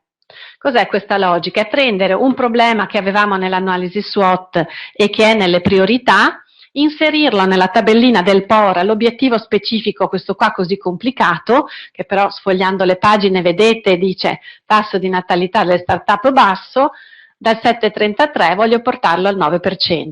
Cosa vuol dire? Che nella parte finale del POR, dove ci sono tutti gli indicatori, la Regione deve poi vedere quante imprese nuove sono nate e sono state sostenute dal bando per le start-up innovative. Questa è un po' la logica, partire dal problema per dare le soluzioni.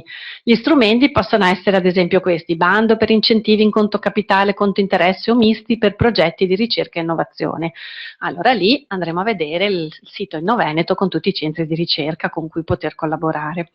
Sportello per incentivi in conto capitale, conto interessi o misti per progetti di ricerca, cioè qui l'azienda se la fa da solo e quindi in qualche modo utilizza il bando a sportello. In conto capitale vuol dire a fondo perduto, in conto interessi vuol dire un'agevolazione proprio un vantaggio in conto interessi sul finanziamento. Strumenti di incentivazione per inserire in aziende dottorati di ricerca o tecnici specializzati, per dire tecnico specializzato è l'addetto di Matec, banca dati materiali del Centro Galileo, che va nella fabbrica dei salotti a studiare il nuovo materiale per produrre la poltroncina high-tech. Quello non è un ricercatore, è un tecnico specializzato di Matec, oppure può essere un ricercatore. E anche un dottorando, cioè è un ricercatore, insomma un universitario che volete inserire, magari uno di ingegneria che viene a studiare un applicativo nella vostra azienda e in qualche modo si crea il progetto, si spiega, si calcola la busta paga, si mette dentro anche delle spese di prototipo di quello che serve e si fa il proprio progetto. E via dicendo, ingegneria finanziaria, borse di ricerca, voucher e via, strumenti per far incontrare domanda e offerta di tecnologia. Questo per dire, insomma, poi c'è il sistema di monitoraggio della regione, questo ci interessa meno. E l'investimento, venture capital e seed capital, sa che l'acronimo non lo so esattamente, sì. Mi ha detto di non studiare, perché so troppi acronimi, mi ha detto.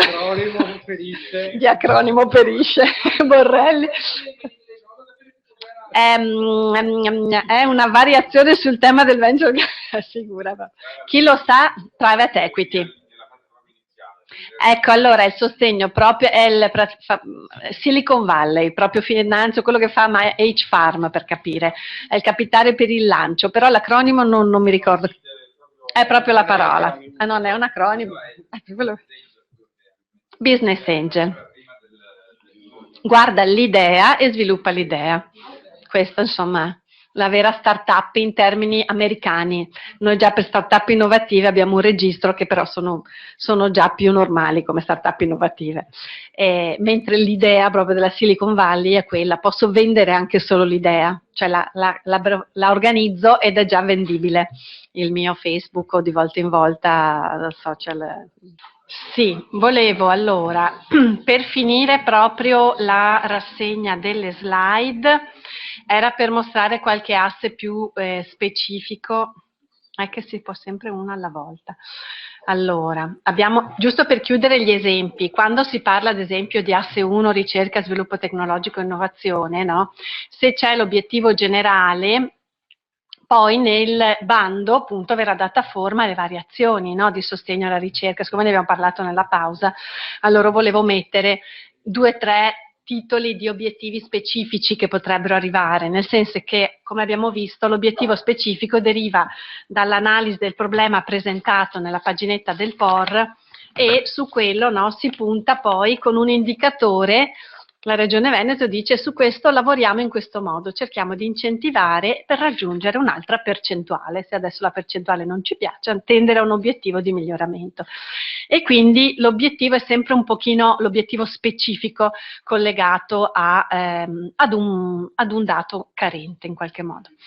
Quindi ad esempio questo che è presente tra gli obiettivi è incentivare e orientare le imprese venete all'acquisto di servizi per l'innovazione tecnologica, strategica, organizzativa e commerciale da introdurre nel sistema aziendale.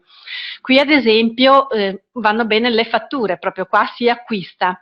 E questo dovrebbe facilitare processi di brevettazione, nel senso che acquisto i servizi dei consulenti e il trasferimento alle imprese dei risultati della ricerca.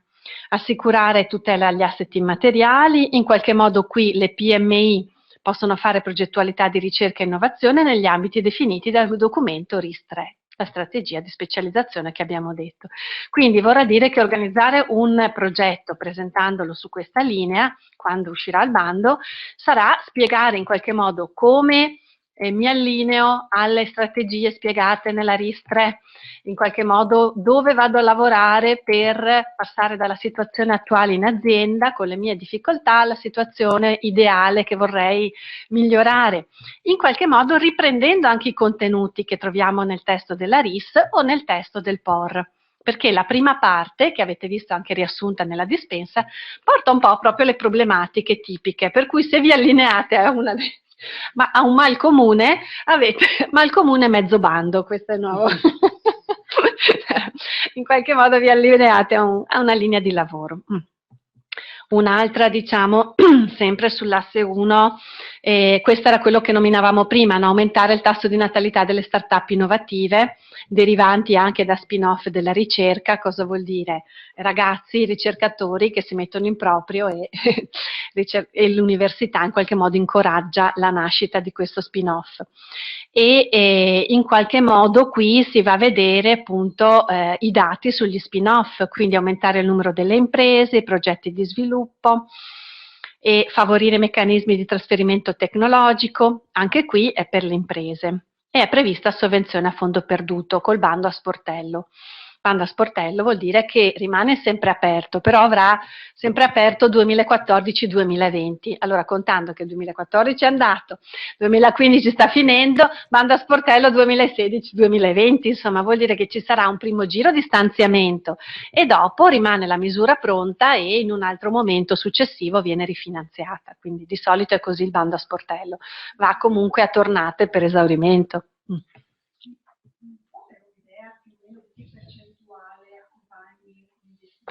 Sì, andiamo a vederlo sui bandi specifici, quelli proprio della passata edizione, perché è molto bella la parte delle rendicontazioni, si vede proprio alcuni al 50%, penso anche l'imprenditoria femminile, giovanile erano state finanziate, e altri insomma a seconda della misura. Se parlo di asse 2 agenda digitale, allora qui questo è l'obiettivo generale, no? L'accesso all'ICT, l'impiego, la qualità delle tecnologie in qualche modo e soprattutto qua magari anche è rivolto agli enti pubblici, no? Lavorare sulla banda larga, la crescita digitale. Qui i beneficiari, operatori di telecomunicazioni, amministrazione regionale stessa, gli enti pubblici, quindi è meno per le imprese, insomma. Però ci sono poi altre forme, insomma, competitività dei sistemi produttivi, qui tornano le aziende alla grande.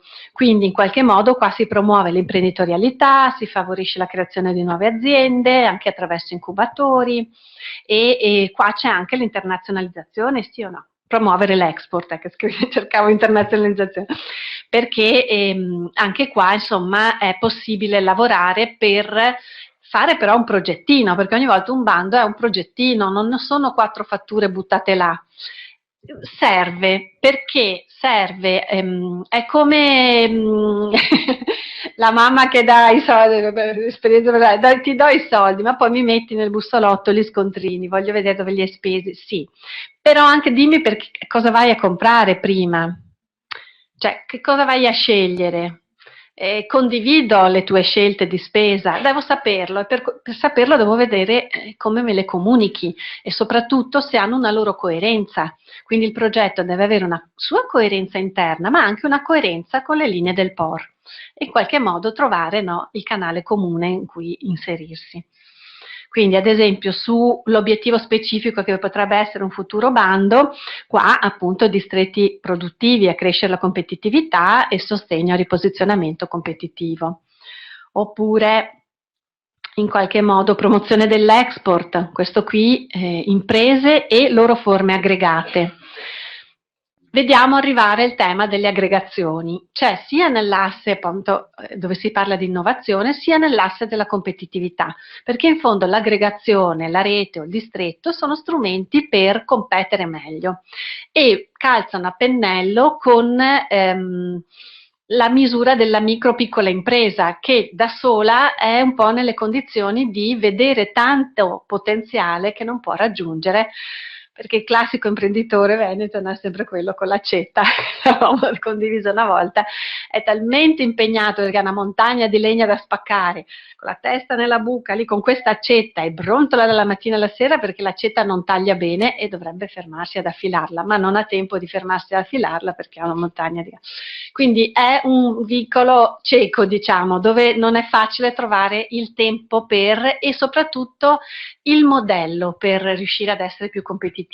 Le reti aiutano in questo. Ci si divide i compiti, adesso lo andiamo a vedere, un programma comune di rete, ognuno resta a se stesso, a meno che non si decida di avere una forma giuridica, insomma una partita IVA comune, ma la rete può essere anche leggera, ognuno resta a se stesso e ci si unisce per fare delle attività insieme descritte nel programma di rete. E il programma di rete serve per aumentare 2 cose, chiede la legge, competitività e innovazione. E quindi nel programma scrivo come, cosa faccio assieme. Se è una rete per la ricerca, scrivo anche chiaramente le clausole di uscita, parlavamo di proprietà intellettuale, mi viene in mente, scrivo anche di chi sono i risultati della ricerca, dovesse uno andarsene via per primo. Per cui insomma la rete permette di fare patti chiari e amicizia lunga, questo insomma è lo strumento. Ecco, vi riassumerò un pochettino queste misure, sono tante, ogni asse ne ha moltissime declinate nel testo del POR che poi leggerete con calma. Il senso è, provate a focalizzare così, guardate l'obiettivo specifico, nel progetto però andate a prendere l'obiettivo strategico e lo mettete in tutte le premesse, in quale obiettivo strategico e priorità di investimento vi collocate, e però risolvete con l'obiettivo specifico la questione dei costi ammissibili, perché il bando parlerà di quali costi vanno bene per quell'obiettivo. Quindi qua le piccole e medie imprese in qualche modo adottano nei processi produttivi soluzioni ICT e quindi si allineano alla Smart Specialization Strategy e quant'altro, commercio elettronico, cloud computing.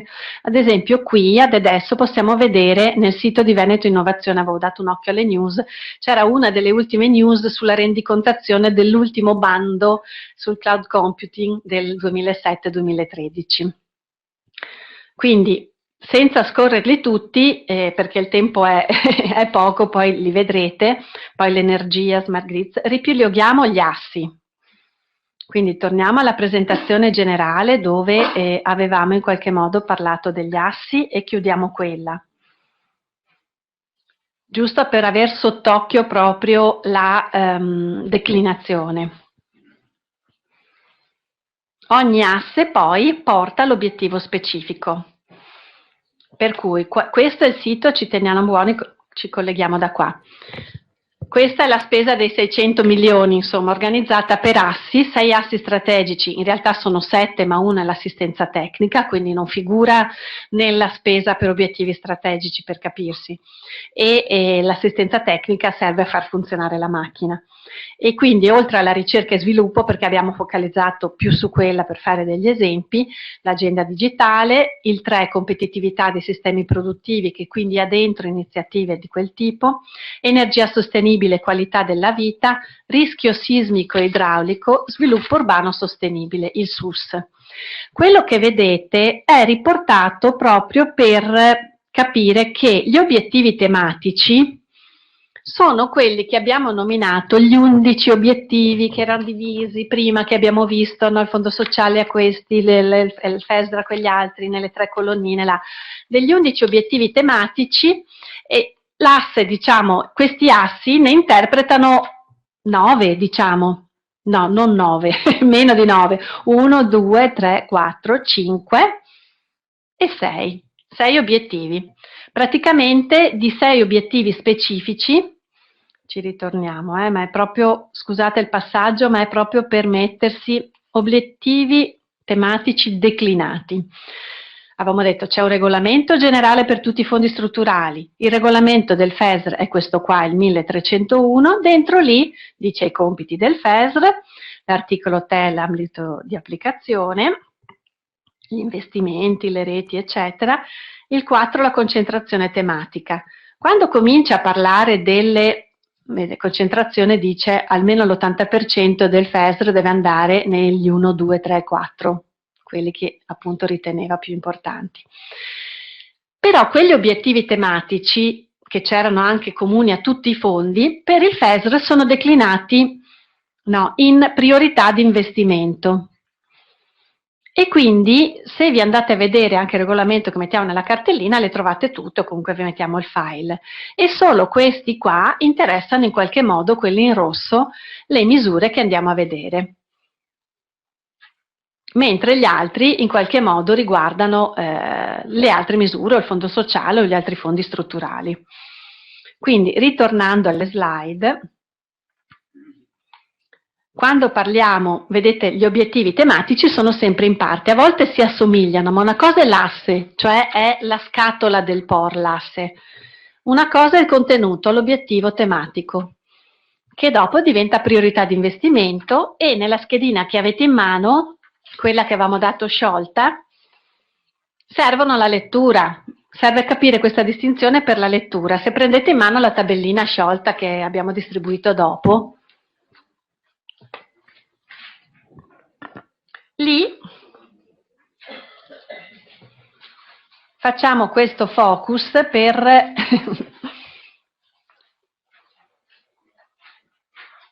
l'avete trovato? Andiamo a pagina così la prendiamo e si vede, sì, si vede, pagina 36 del POR, eccolo qua, questa qui. È un esempio,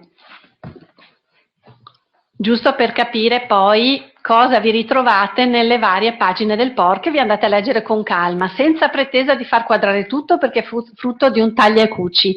Essendo stato rielaborato ci sono delle incoerenze negli elenchi, nelle cose, quindi, però in linea di massima, quando si parla di asse prioritario, questo riassume un po' tutte le linee, questa tabella. Asse prioritario, allora sono i 6 assi, per cui se parlo di 1, che vedete qui, è ricerca, sviluppo tecnologico e innovazione, no? Gli assi che trovate anche nella guidina.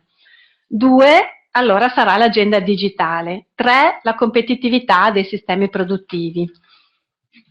4, sarà appunto il sostegno all'energia e in qualche modo alla qualificazione ambientale.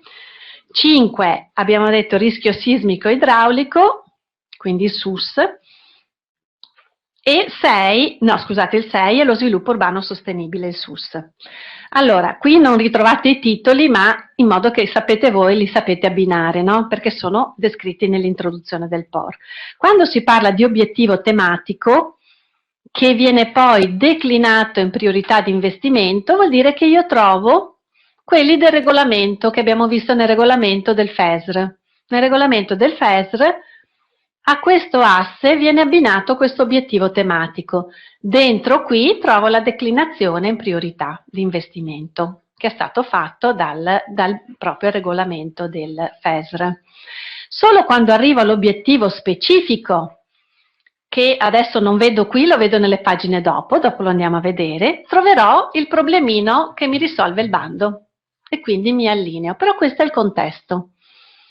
Quindi quando andiamo a vedere, vedremo proprio asse 2, no?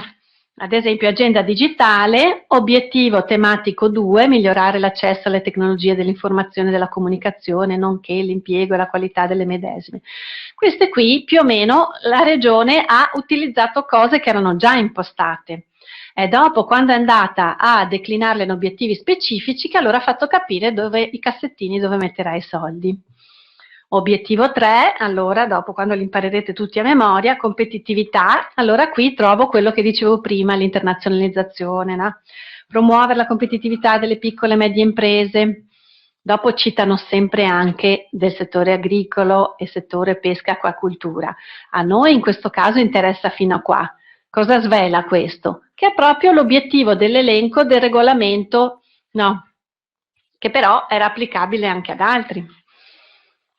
Allora, e via dicendo. Quindi qua avete gli assi prioritari, avete anche la spesa come sostegno dell'Unione, che poi la Regione ha raddoppiato, ha rilanciato, no? E in qualche modo trovate riassunte un pochettino le priorità di investimento. Sì. Una domanda semplice, ma se un lavoro coinvolge due o più assi, cosa succede?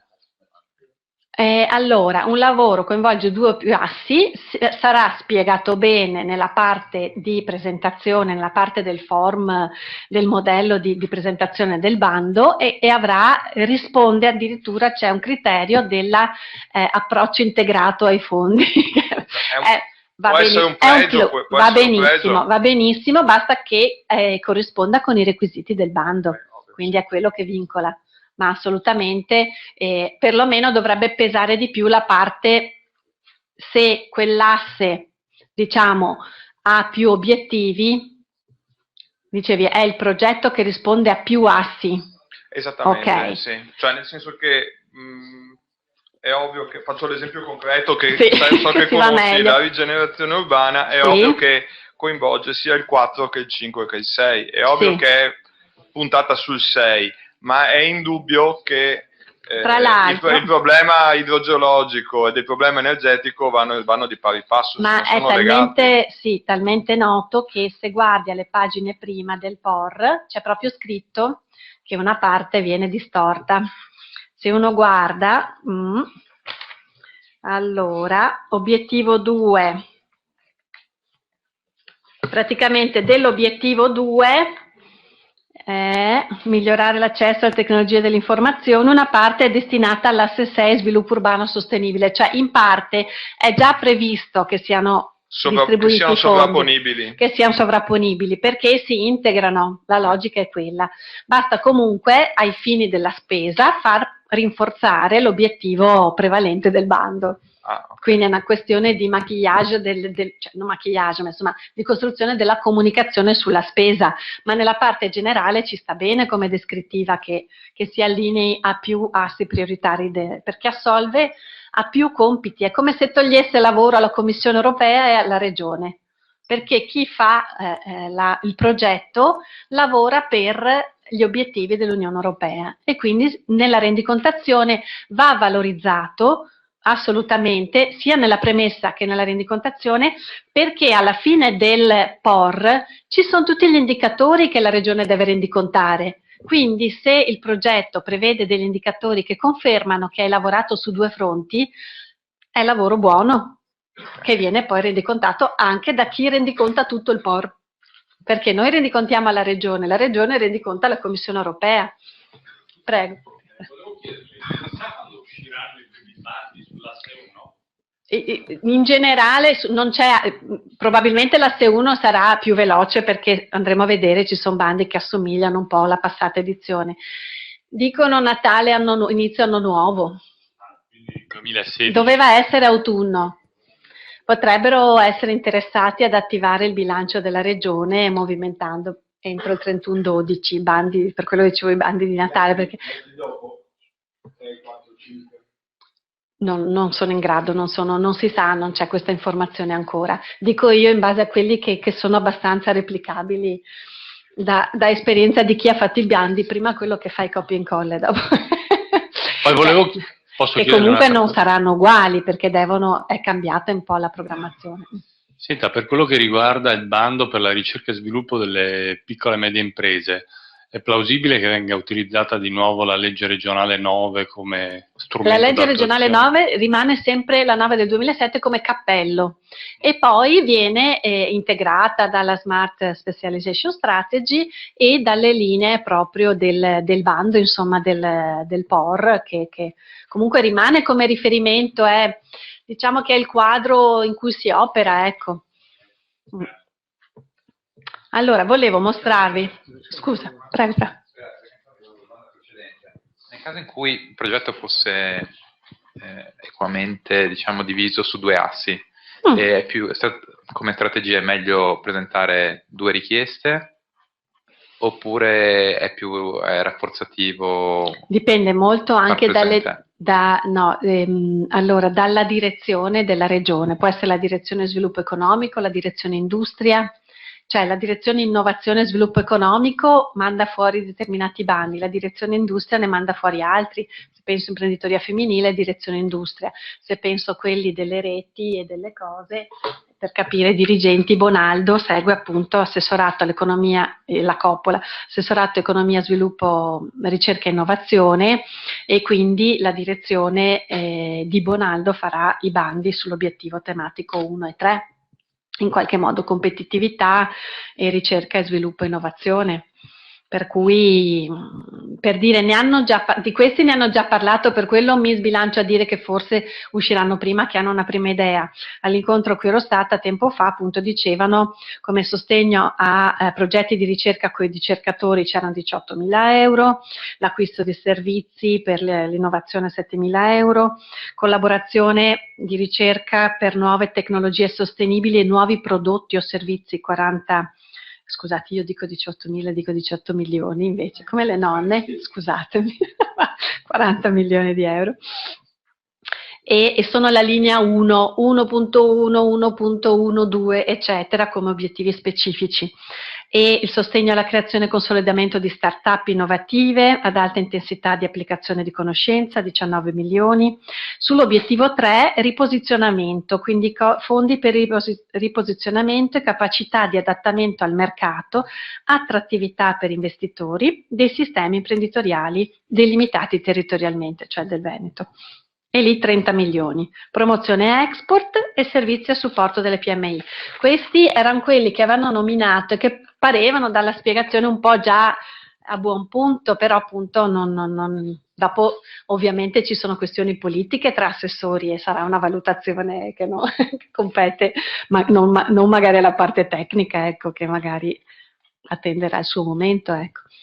Questa è la tabella che trovate nel POR, andatevelo a vedere senza paura, leggete la parte iniziale, la tabella che è motivazionale perché spiega perché sono stati scelti questi obiettivi e non tutti gli 11 e le priorità di investimento, quindi ritrovate la parolina, obiettivo tematico selezionato, 1, rafforzare la ricerca, barabam e via. Priorità di investimento, motivazione, queste motivazioni tenetele buone per il progetto. Queste motivazioni sono quelle che in qualche modo gira e volta, cioè se trovano un esempio nella vostra attività progettuale, aiutano lo sviluppo del POR. Poi c'è la descrizione di quanti soldi ci sono per ogni, in qualche modo, qua trovate tutta la descrittiva. Volevo solo riprendere la pagina dove uno può andare in confusione, no? E dire, ma allora come mi regolo per... Per introdurre il tema delle reti prendiamo ad esempio sul fronte innovazione, allora eccolo qua, andiamo a pagina 48, che così troviamo tutte queste paroline del... Va troppo veloce.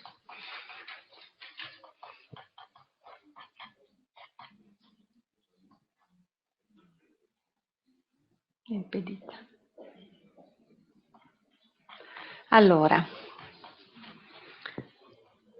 qui parlano appunto, vediamo il titolino andiamo su fino al, vabbè, priorità di investimento, no? Sviluppano via via gli obiettivi specifici, no? Quindi li abbiamo visti, sostegno per l'acquisto di servizi e innovazione e via dicendo, la sfida che si intende perseguire, quindi tutte queste parole, no? Territori ammissibili, le PMI, i beneficiari, sostegno alle attività di ricerca e sviluppo con nuove tecnologie. Spiegano tutto quanto. A tal fine la Regione ha approvato la disciplina dei distretti industriali, no? La legge 13 del 2014. Qui siamo entrati nel tema del appunto promuovere gli investimenti delle imprese ricerca e sviluppo, collegamenti, sinergie tra imprese, ma qui dentro si entra nel concetto di reti, promuovere le reti, i cluster e l'innovazione aperta attraverso la specializzazione intelligente. E quindi parla un po' di quello che si è già fatto, no? Gli obiettivi, le debolezze dagli interventi della passata edizione, la storia della legge che adesso viene finanziata attraverso il POR.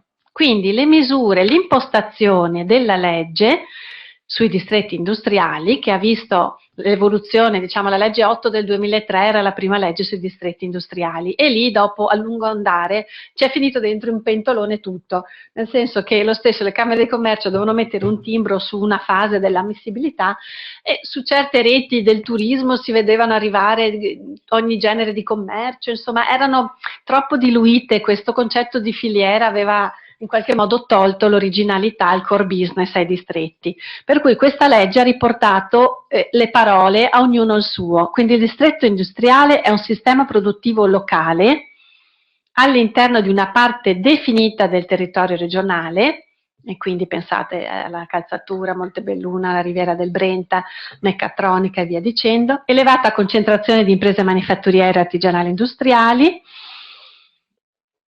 piccole e medie imprese con specifiche filiere produttive o filiere a queste collegate. Rete innovativa invece, questa paradossalmente è già stata, diciamo, è un'anteprima del POR se vogliamo, lo andiamo a vedere nel sito di Veneto Innovazione. Rete innovativa regionale non vorrebbe raccogliere questo concetto proprio quella confusione, quel mescolamento di filiere non definite che aveva un po' sciupato la legge dei distretti. La mia spiegazione è terra-terra, però vorrebbe essere veramente una rete innovativa. Quindi quello che andranno a vedere è il non controllare, il non ripresentarsi degli distretti, di quei distretti che erano stati lasciati cadere in qualche modo, perché sono, mi pare, 17 i distretti core.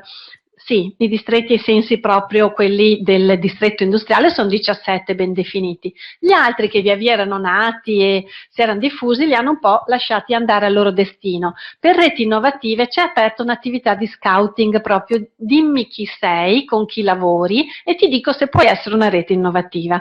E lo vedremo nel sito di Veneto Innovazione. Per adesso è una linea senza fondi. E quindi in qualche modo si apre la strada a una mappatura geografica di quello che c'è nel territorio del Veneto e qui c'è spazio per mettere in mostra anche la collaborazione delle grandi aziende con le piccole aziende e con i centri di ricerca per far vedere proprio come si sviluppa l'innovazione, che tipo di collaborazione esiste. E poi in una seconda fase, non sono in grado io di dire, aggregazione di impresa, sono minimo 3 imprese. E sviluppano un progetto strategico comune con elevati livelli di specificità o eccellenza. Quindi anche qua, adesso andiamo a vedere il sito delle reti di impresa, possono essere leggere o pesanti in qualche modo, adesso andiamo a vederle, quindi avere personalità giuridica oppure no. Essere reti snelle con senza fondo comune oppure con un fondo comune, dove vengono destinati gli utili, parte degli utili, e quegli utili saranno detassati. Per cui insomma qui lì c'è un'agevolazione proprio fiscale con l'Agenzia delle Entrate. Su questo fronte la piattaforma Innoveneto sarà il punto di riferimento, però ben vengano anche altri centri di ricerca non inseriti in Innoveneto, perlomeno insomma non è statica, è dinamica, però è creata dalla Regione per mappare i centri di ricerca pubblici e privati e centri di innovazione. In qualche modo, ecco qua, il soggetto gestore della piattaforma è Veneto Innovazione, tra le cui funzioni vi è anche quella di realizzare il successivo aggiornamento, catalogo regionale della ricerca, quindi verrà aggiornato, nel quale saranno inserite le reti innovative regionali, quelle adesso senza portafoglio che sono in corso di censimento, per capirsi, insomma. Quindi le reti innovative regionali sono già state definite con DGR 583 del 2015, è recente, di questa primavera, quindi ci sono tutti i requisiti, c'è la modulistica, c'è tutto, però uno non sa bene, intanto dice sono qua. Dopo. Sono come in taglialegna che non ha tempo da affilare, ci sono assistenti che ci guidano, perché è un incubo questo. Sì. Se no, allora, andiamo a vedere i bandi e così, io vi mostro solo, se avete voglia di scorrere il testo, sì, ve lo mandiamo tutto quanto vi mandiamo. Io ho solo cercato i chiari di termini, che non prendiate paura, e vedete un po', di solito queste tabelline sono compilate con, fino adesso abbiamo fatto così, questo è il problema, quello è l'obiettivo, e sull'obiettivo pongo il progetto. I costi ammissibili in questo caso saranno studi di fattibilità, il personale, la strumentazione, i mobili terreni, ricerca contrattuale, servizi di consulenza, spese generali, per cui insomma territori, tutta la regione e via. Beneficiari PMI. È tardissimo, 19.016. Andiamo a vedere solo i siti e così ci fermiamo. Sì, ma comunque c'eravamo. E dopo il sito c'eravamo, no, più o meno ci siamo. No, ci siamo, andiamo a vedere le reti d'impresa. Noi vi mandiamo anche le guide alla rete contratto e la rete soggetto. È perché abbiamo chiacchierato molto nella pausa e molte domande. Per cui la cosa più semplice, vediamo se mi prende il sito da qua che avevo messo il link dentro. Allora, contratti di rete. L'andate a vedere, è molto anche giocoso, per cui l'ho scelto questo per far prima. Ci sono tutte le reti, c'è anche l'elenco, partiamo dall'elenco che di solito incuriosisce tutti. Il Veneto ne ha 1012, lo trovate anche in Excel e c'è anche l'elenco proprio di tutte le reti che ci sono in Veneto e in Italia, è costantemente aggiornato. Qui si spiega come si fa il contratto, quindi il contratto di rete, per capirsi siamo nel codice civile, non siamo nel diritto societario quando parliamo di un contratto, insomma. Progetti e obiettivi condivisi. È stipulato da più imprenditori con lo scopo di accrescere individualmente e collettivamente la capacità innovativa e la competitività, quello che dicevo prima. Queste due cose le mettete nel programma di rete, così insieme aumentiamo la nostra innovatività, così insieme vogliamo essere più competitivi. Una rete leggerissima è quella di 3 funzioni diverse per servire una grande azienda. Io faccio marketing, io faccio gestionali, io faccio la parte legale, contrattualistica, che ne so. Insieme siamo la rete service fenomeno e partecipiamo oppure gara d'appalto, invece cresco via via che ho una gara d'appalto internazionale e soprattutto se decido di avere il fondo comune oppure no. Questa è la cronistoria dal 2009, finalmente nel 2012, se io guardo l'iter, allora finalmente posso sottoscrivere con firma elettronica e mandare anche per via telematica il registro delle imprese attraverso il modello standard tipizzato, che è arrivato ad aprile 2014, più di un anno dopo che era uscita invece la norma che lo prevedeva. Però per dire, posso per le reti un po' più leggere comunicare direttamente al registro imprese la mia rete, e c'è il sito di riferimento, ve l'ho messo nei link, con tutto quello che si fa per comunicare al registro imprese, con Comunica e via. Oppure posso fare scrittura privata autenticata, oppure andare dal notaio. Se la rete è importante, però andate dal notaio ancora. Rete contratto e rete soggetto è la differenza principale. Praticamente rete contratto è proprio il contratto per condividere, però senza dar luogo a un soggetto giuridico autonomo e distinto dalle imprese. Quindi siamo amici, patti chiari, amicizia lunga, ognuno ha la sua individualità, la rete ci coordina, l'organo comune ci coordina, possiamo anche avere un manager di rete che ci ricorda tutte le cose che dobbiamo fare e in qualche modo segue il programma, cioè punta all'obiettivo, ma restiamo tutto sommato indipendenti. E c'è la guida, quindi vi mandiamo anche la guida. Invece l'altro è rete soggetto. Qui invece c'è il fondo patrimoniale comune e soggettività giuridica autonoma, quindi sezione ordinaria del registro imprese, e farà anche il bilancio, quindi diventa un attimo più impegnativo. Però c'è tutta la cosa spiegato, insomma, in qualche modo come gestirlo. Veneto Clusters, vi faccio vedere 2 siti e poi chiudiamo, perché ho già toppato.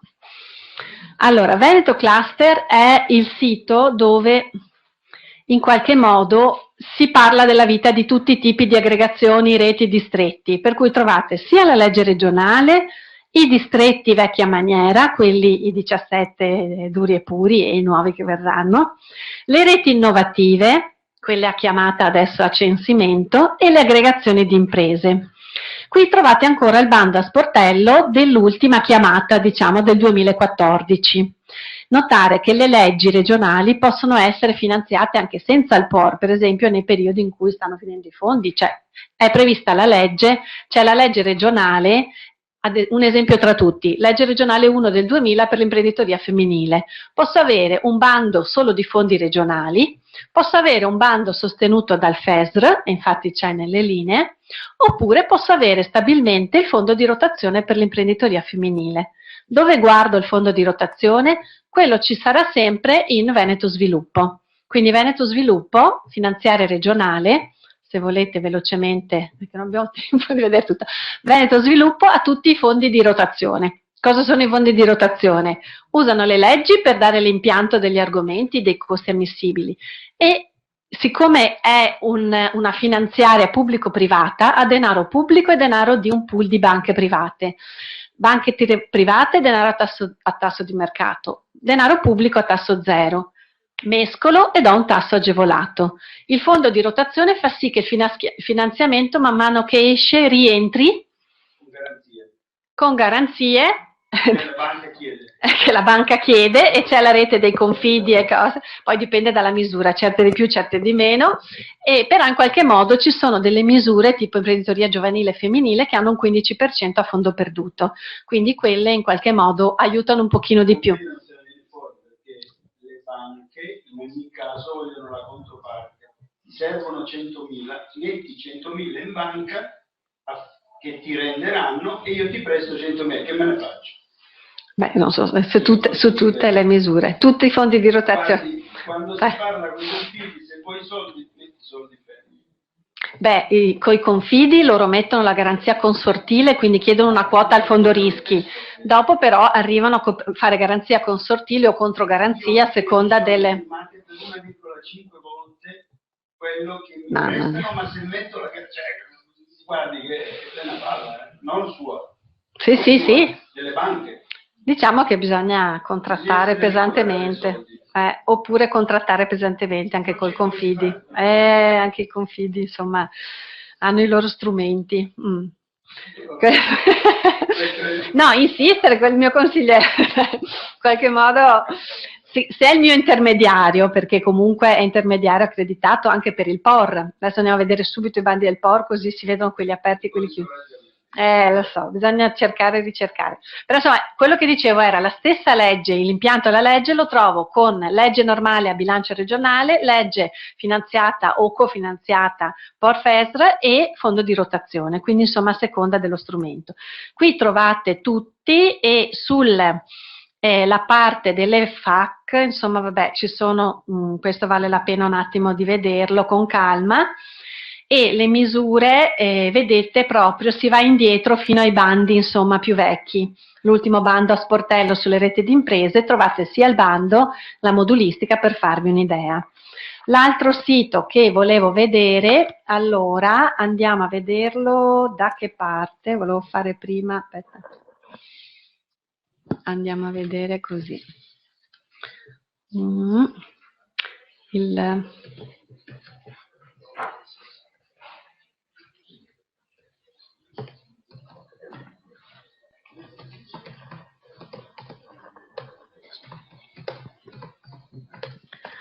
Vi iscrivete alla newsletter del tavolo del partenariato, c'è scritto qui iscriviti, cancellati alla newsletter, così vi arrivano le notizie dei bandi quando usciranno. Il tavolo di partenariato affianca quello della regione, quindi i bandi saranno sia nel sito della regione, ma questo parla solo di FESR, perché racconta come è stato sviluppato il metodo di, vedete, ampia rendicontazione e negoziato con la commissione, fase preparatoria, gli incontri a Vicenza, a Verona, eccetera. Qua sotto trovate programmazione FESR 2007-2013. Quindi da questo sito partenariato.regione.veneto.it entrate e vedete i siti.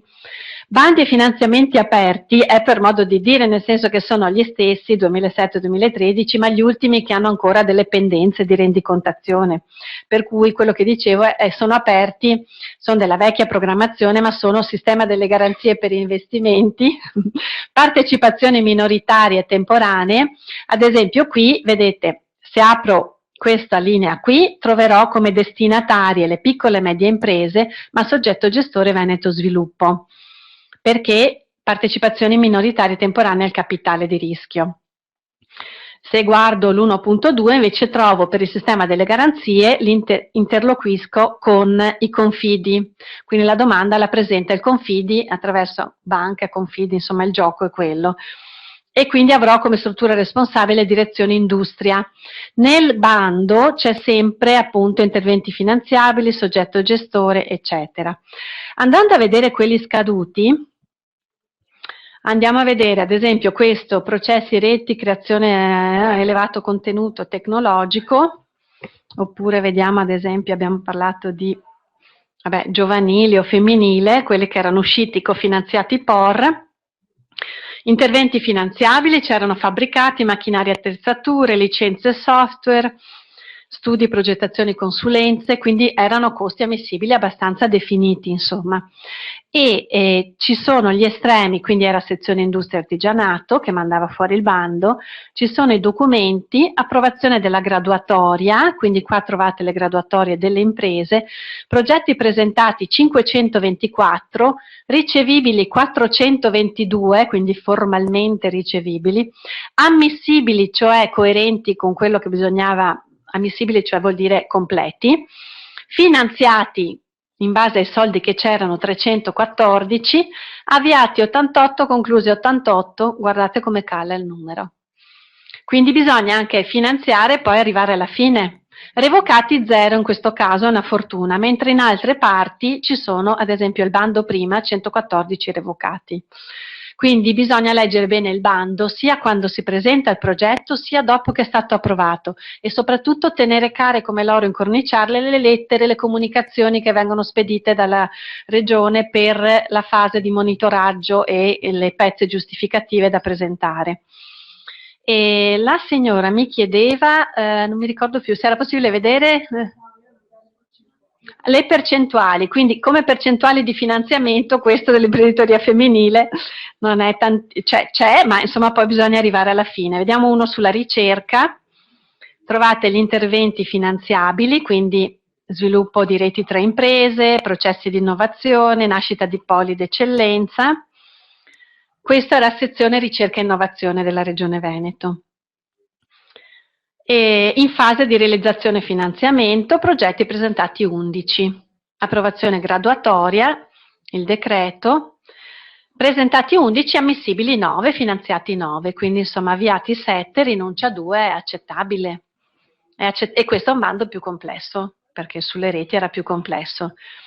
Per cui ci sarà lo sportello. Ecco, qui allora trovate appunto, sono i programmi comunitari, ma se io vado su programmi comunitari della Regione Veneto, trovo tutto, quelli vecchi e quelli nuovi. Quindi guardate la pagina, trovo quelli nuovi, poi posso vedere, vedete, approvato il PORFES e tutto quello che verrà.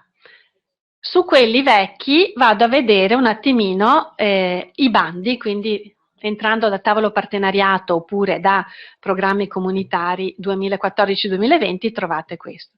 Ultima cosa, Veneto Innovazione, anche questo sito da monitorare, quindi Regione Veneto, pagina bandi, anzi Regione Veneto, pagina bandi, c'è anche uno scadenziario bandi, dopo vi mostro dov'è. Tavolo di partenariato per il POR, Clusters, Veneto Clusters e Veneto Innovazione. Veneto Innovazione ha il gestionale per la rendicontazione di tutti i progetti sull'innovazione e quindi qua vedete ci sono tutte le richieste secondo monitoraggio sul POR CRO Free Wi-Fi oppure azione, dove è andata? Modalità cloud, l'azione 4.1.3, sempre della vecchia programmazione. Potete dare un occhio soprattutto alle news dove si parla di modulistica e di linee guida per la rendicontazione, così vi fate un'idea di che morte morire. Insomma, però guardare il già fatto è in qualche modo prepararsi a impostare un progetto in un determinato modo. Quindi qua trovate tutto. Quello che volevo mostrarvi, e poi chiudo, le famose reti innovative regionali, no? Il censimento senza portafoglio. La legge regionale 13 che abbiamo visto del 2014 dice distretti, reti innovative e aggregazioni. L'aggregazione può essere o il contratto di rete oppure ATI, ATS, consorzio, tutto. Aggregazione è più vario. Qua praticamente si apre la fase delle proposte, c'è un modulo online, Rete Innovativa Regionale spiegano cosa vogliono fare, rimanda al sito della regione, il modulo online dice dimmi chi sei, ragione sociale, persona di riferimento, rete innovativa da proporre, ambito di azione, lavoriamo sulla meccatronica, no c'è già il distretto, lavoriamo su non so, impianti di qualche genere oppure una particolare tecnologia, obiettivi della rete, numero di organizzazioni coinvolte, quesiti rispetto all'istanza di riconoscimento, questo si schiaccia e è per chiedere l'appuntamento, andate lì e chiedete informazioni su, se mi presento come rete innovativa, so che adesso non ci sono i fondi. Che progetti ci sono come sviluppo per la Regione Veneto?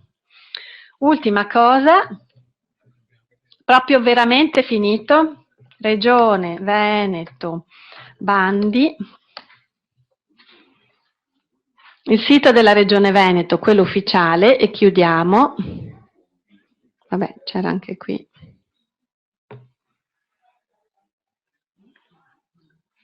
Ha proprio finito. Non prende.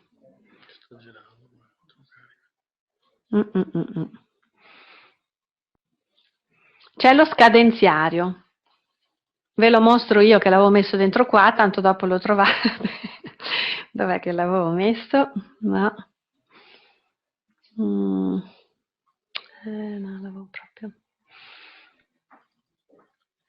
Reti di impresa, definizione, no, credevo di aver tirato giù lo scadenziario, invece non l'ho tirato giù, vediamo se l'ha preso, ecco qua, scadenziario, volevo solo mostrarvi questa parolina, adesso è aggiornato al 22-29 settembre, avete l'elenco dei bandi della regione, quindi home, bandi, avvisi e concorsi, bandi, qua in basso scadenziario, c'è una tabellina che vi aiuta a monitorare. Adesso vedete ancora quelli passati, però è già utile guardarla, qua spiega cos'è, consulta lo scadenziario aggiornato al 23/9, quindi non c'è molto adesso, però è utile come mappa nella testa per sapere asse, POR, che tipo di attività, che scadenza, insomma, lo tenete d'occhio. E l'URP è, devo dire, molto, insomma, esaustivo, se c'è ancora quella signora, insomma, vi può indirizzare un po' meglio. Grazie. Vediamo se si apre questo scadenziario. Allora, vi ringrazio anch'io. Come vi ho detto all'inizio, per me è importante che voi scriviate come è andata, perché mi serve ci serve per fare sempre meglio. E per chi appunto si è iscritto e quindi ha dato la mail, questa mattina abbiamo mandato, se mi passi quella, sì, la guidina. Abbiamo mandato la guida con una specie di piccolo riassunto di quello che più o meno ci siamo detti. Vi manderemo le slide di oggi, quindi la documentazione che avete visto vi verrà inviata via mail. Nella cartellina avete tutto il materiale cartaceo. Se vi iscrivete alla mailing list avrete anche le schede dei vari bandi. Noi adesso organizzeremo, vediamo se riusciamo a organizzare altri incontri sempre sul FESR, man mano che usciranno i bandi, vedremo un attimo comunque di tenervi sempre aggiornati.